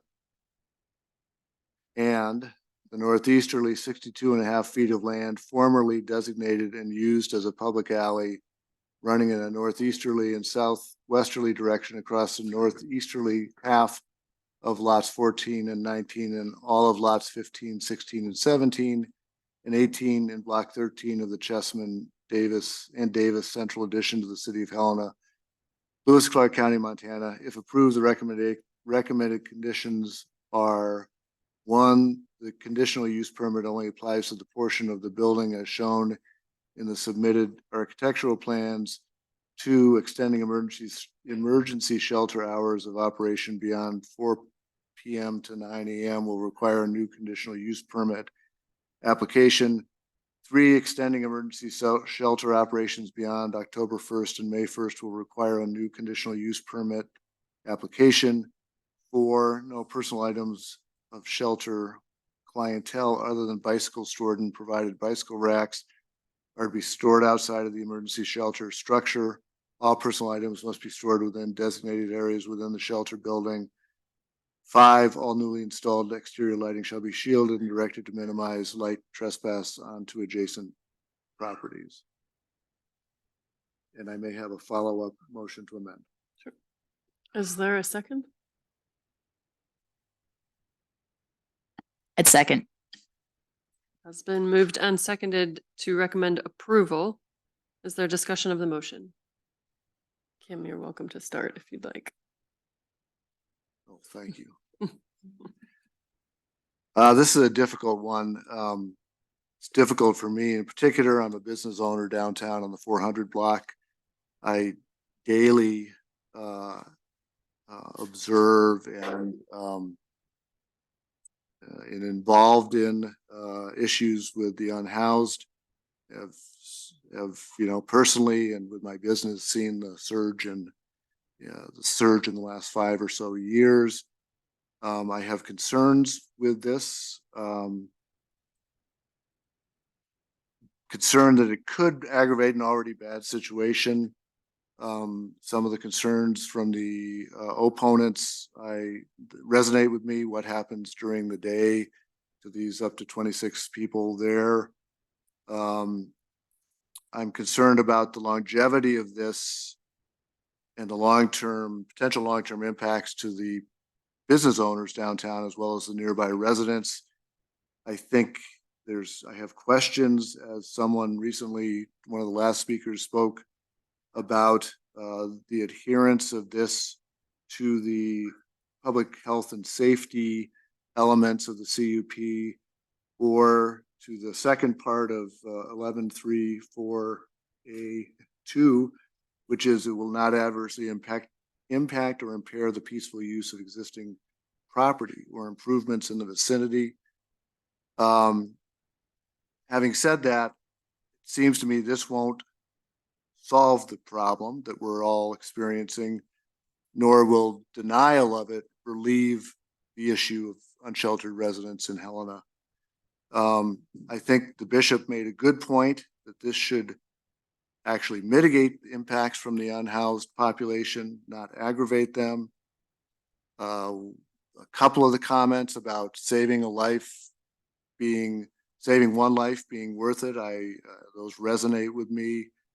And I also want to say that kind of equating the broader unhoused issue with this attempt to mitigate the issues of the unhoused, in particular for unhoused women, I think is kind of mixing apples and oranges. With that, though, the other concern I have is that this is an emergency CUP, and it's emergency for a reason, which is that we're approaching winter, but it's also an emergency because it's the product of work over the last several months putting this together. And I think what you're hearing a lot of in the room from the opponents is that the rest of kind of the consequences of this haven't been thought out, or the follow-through services that might be needed haven't been lined up. And so for that reason, what I would propose as an amendment would be that one of the conditions, I guess condition 6, would be that the duration of this CUP is for from now until May 1st, and that the matter will be revisited at that time. I guess that would be the motion, but the condition number 6 would be that the duration of this particular one would be till May 1st of 2024 for the reasons stated. Are you moving to amend now, or would you like? I'll move to amend. Okay. You could amend number 3. and add that to number 3. Oh, okay, let's do that. Strike the previous. Condition number 3 would be amended to extending emergency shelter operations beyond October 1st, beyond the period of October 1st, 2023 until May 1st, 2024 will require a new conditional use permit application. That work?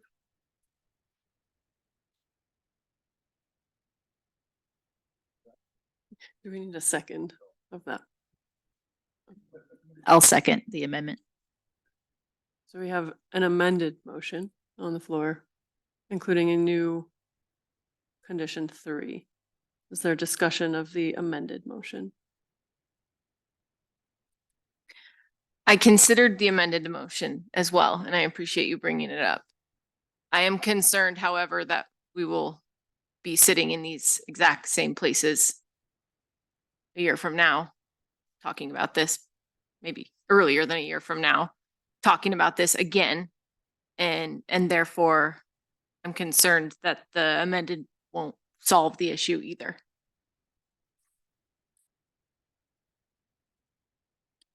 I guess I would add that I agree that we'll probably be back here in a year, but at this hearing, I didn't really hear sufficient evidence one way or the other about the impacts of the conditional use of the 26 beds, how that's going to actually impact the surrounding property. Because there's a lot of testimony about existing impacts from our place, but it's not entirely clear what the impact's going to be of these 26 beds, if it's going to be beneficial, like proponents say, or if it's just going to exacerbate the problem that we're having around our place. So it might be beneficial to revisit this in a year.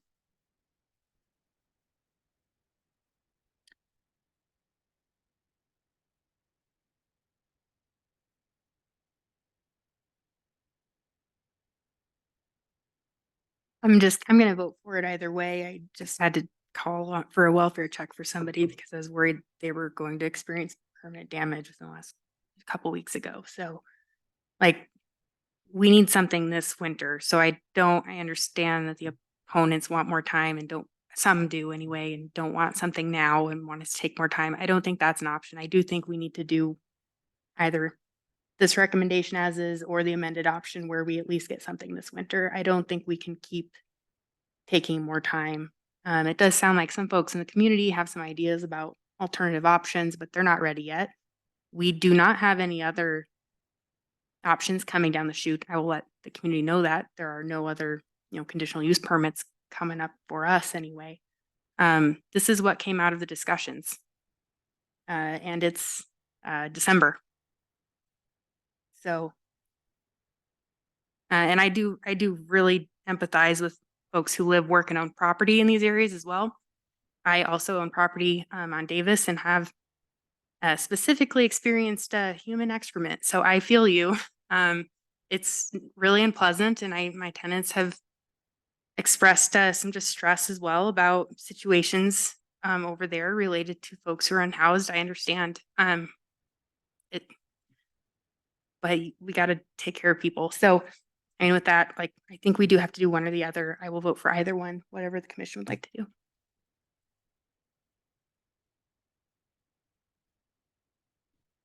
do. I guess the only thing I would add is that I think it sounds like, and I have not been involved in it, but it sounds like this has been a very, not long, but a detailed process through this fall, through the summer and fall. And I don't think the conversation is over. And I'm hoping that if we were to put a short-term or 1-year limit on it, that some of the concerns that were addressed on the other side tonight would be more completely addressed by the city in this next 6 months as we look forward. This will be my final comment. Because we don't get the opportunity to have this discussion after we vote, I will not be voting in favor of this recommendation. I this is one of the hardest decisions I think I've ever had to make on behalf of all of these other people, but we are the zoning commission and we make decisions based on land use. And I do not believe that this is the appropriate use for that piece of land.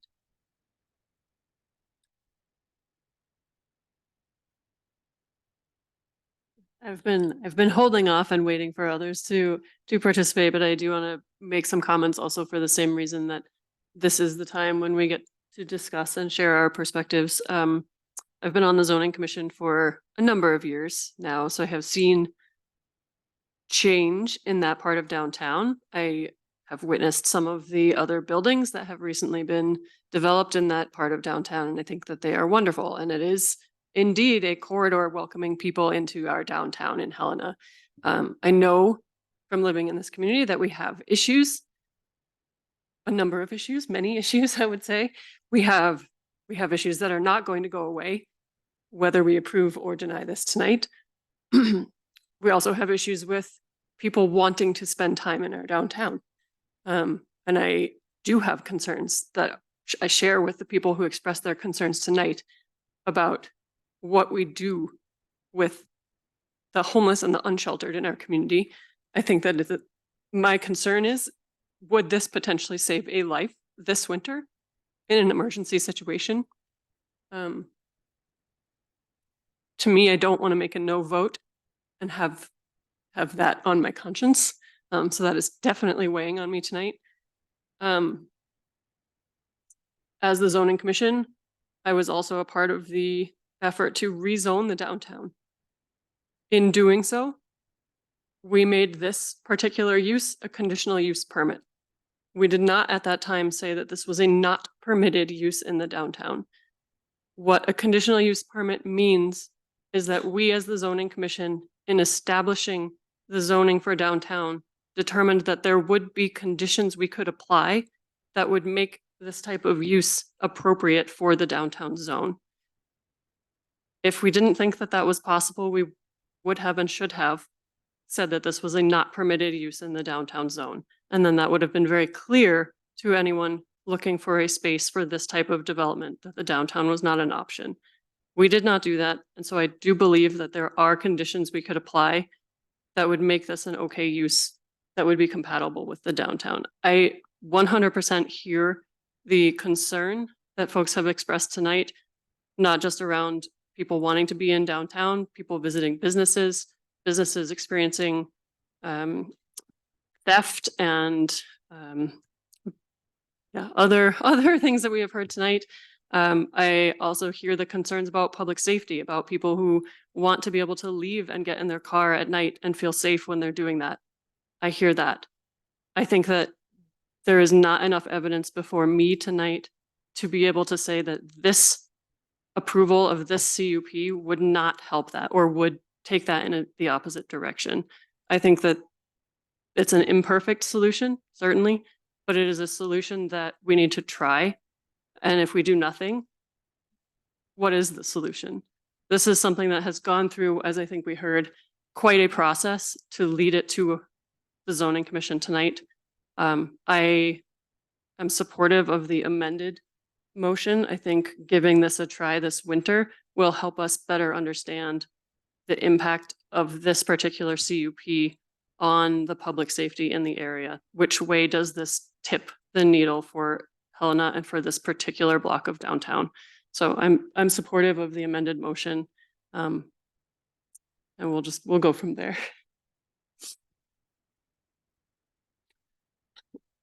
Yes. Just briefly following up from that, this is also a hard decision for me, and I'm only voting on this because the question before the zoning commission tonight is extremely narrow. It's about this particular portion of the property. It's not about our place. And there was a lot of testimony tonight complaining about the conditions around our place, which I understand, and I believe we've all experienced it if you've ever driven by every day, like you see it all the time, but that's not the question before us, and there's nothing the commission can do about that particular portion of the property. And if the commission denied the CUP tonight, those conditions would continue exactly as they are right now. It'd be status quo. in my opinion. So that's why I'm going to be voting for this, and we can revisit it next year and have a better idea whether or not approval has adversely impacted public health, safety, or general welfare, or if it's been status quo.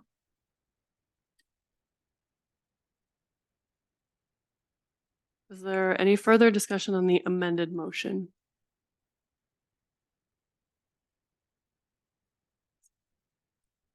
I just want to make sure, is the amended motion, do you have, is it clear what the amended motion is? Yes, it's changing the wording of number 3 to read October 1st, 2023 and May 1st, 2024. Right. Okay. If there's no further discussion of the amended motion, we will vote on the amended motion as stated. All those in favor signify by saying aye.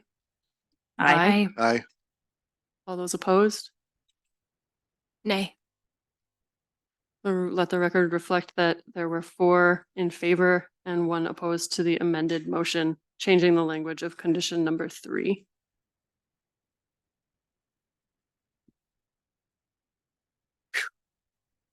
I want to thank everybody for your time tonight. We really appreciate all of the feedback. Everyone's flooding out of the room, so thank you very much.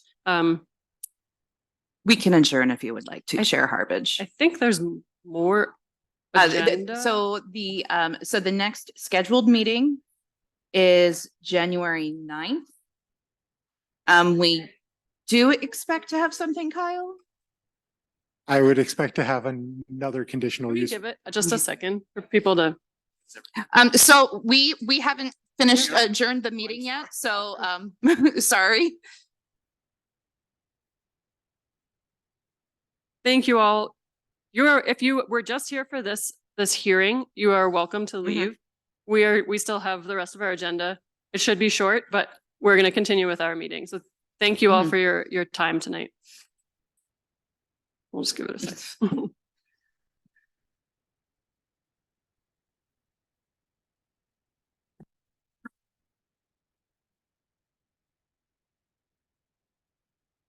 So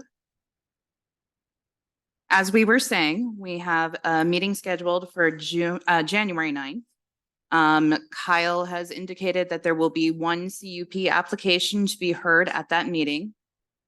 So that is set to go forward. So we'll see you guys again in the new year at your regularly scheduled time and date.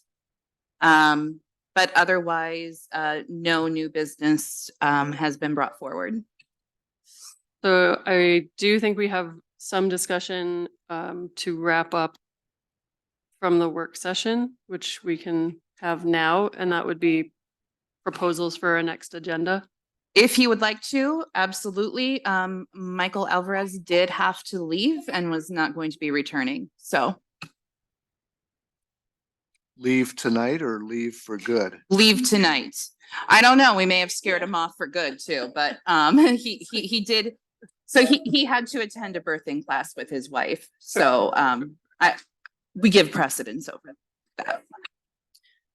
So I think for consideration though, with the zoning commission members, if we can just take 5 minutes to talk about next steps with the sign ordinance work, that would be helpful. So we know, do we need to have another work session, and what should we narrowly focus that work session on? Yeah, are we allowed to talk about like what we think we want in that work session, or is that new content? I don't know. Like, can we say, oh yeah, we just looked at 3 options. I kind of like this one, you kind of like that one. Maybe we can just focus on X one, or is that not allowed? I think, go ahead, Chris. I think that we would need to have that conversation at the work session when it was publicly noticed. But I think based on our conversation earlier tonight, it seemed like the majority of the work that we still need to do is around that last section of the draft ordinance related to treatment of billboards. So I think that we could potentially say we need to have another work session that could be brief to focus just on that section. And could we perhaps do that January 9th at 5 o'clock before the next meeting, or do we want to not have a time constraint on it?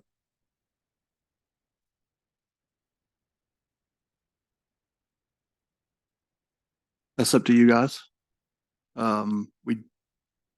If you think you can get that done in an hour, we can definitely limit it between 5 and 6, or what's the CUP that's coming up? The CUP that will most likely be before you on January 9th is the expansion of the current casino at the town pump location along North Montana, for the casino to take over the portion previously occupied by the convenience store that's been vacated. So there may be opportunity to continue discussion after our regular meeting. I would propose we do something different. We've been trying to jam work sessions into what is really like 45 minutes. We ask people to travel to join us for those work sessions to inform us. I mean, we all have full-time jobs. We run from those things to that thing. And then we come to a packed hearing. And you want to bet it's not going to be packed with a casino? It's going to be packed. So I would propose, I recognize that delaying this puts us into, I think it was April. I mean, the billboards aren't going anywhere in the next 4 months. So I think I would propose we dedicate more than an hour of time to a work session in a way that we can then turn it into a hearing quickly after to not delay it any further. But we got to do something different. This work session for 45 minutes just isn't working. If we're gonna be delayed until April to vote anyway, I mean, if we work on it in January and then we vote in April, it's quite a delay anyway. So. Yeah, there's a staff capacity issue. I think that will hopefully help the staff capacity issue and we can kind of get to the bottom of it quickly. I think that's a good proposal. We need to invest a little bit of time to wrap this thing up and not piecemeal it. So let's, I guess, can we ask Chris, can you help us find a time or a date that will work in the future, in the next several months? I was going to ask preference after the holidays, which I'm gathering it would be. Yes. So we'll look at some dates in January. Okay. Staff capacity, you know, there's state statutes that are in front of us that we've got to comply with. And it's going to take a lot of staff time to do that. And then we've got Michael out on maternity leave. So We could just tell his wife to hold on. so we got to, you know, recognize that he's not going to be here and he's worked on the heavy lift of this project. So without him here, it's going to be difficult. But yes, we can pencil out some times in January and provide those to you here pretty quick. So we'll know those up front. Okay. And I think even if we end up in a situation where Michael is not able to make it, I think there would be value in the zoning commission talking about where we want to go with the billboard language. Just among ourselves, so we know what our direction is. Okay. All right. Great. Thank you. We'll do that. And is there anything else in terms of announcements, items of interest? Okay. That brings us to the end of the agenda. We are adjourned. Thank you all.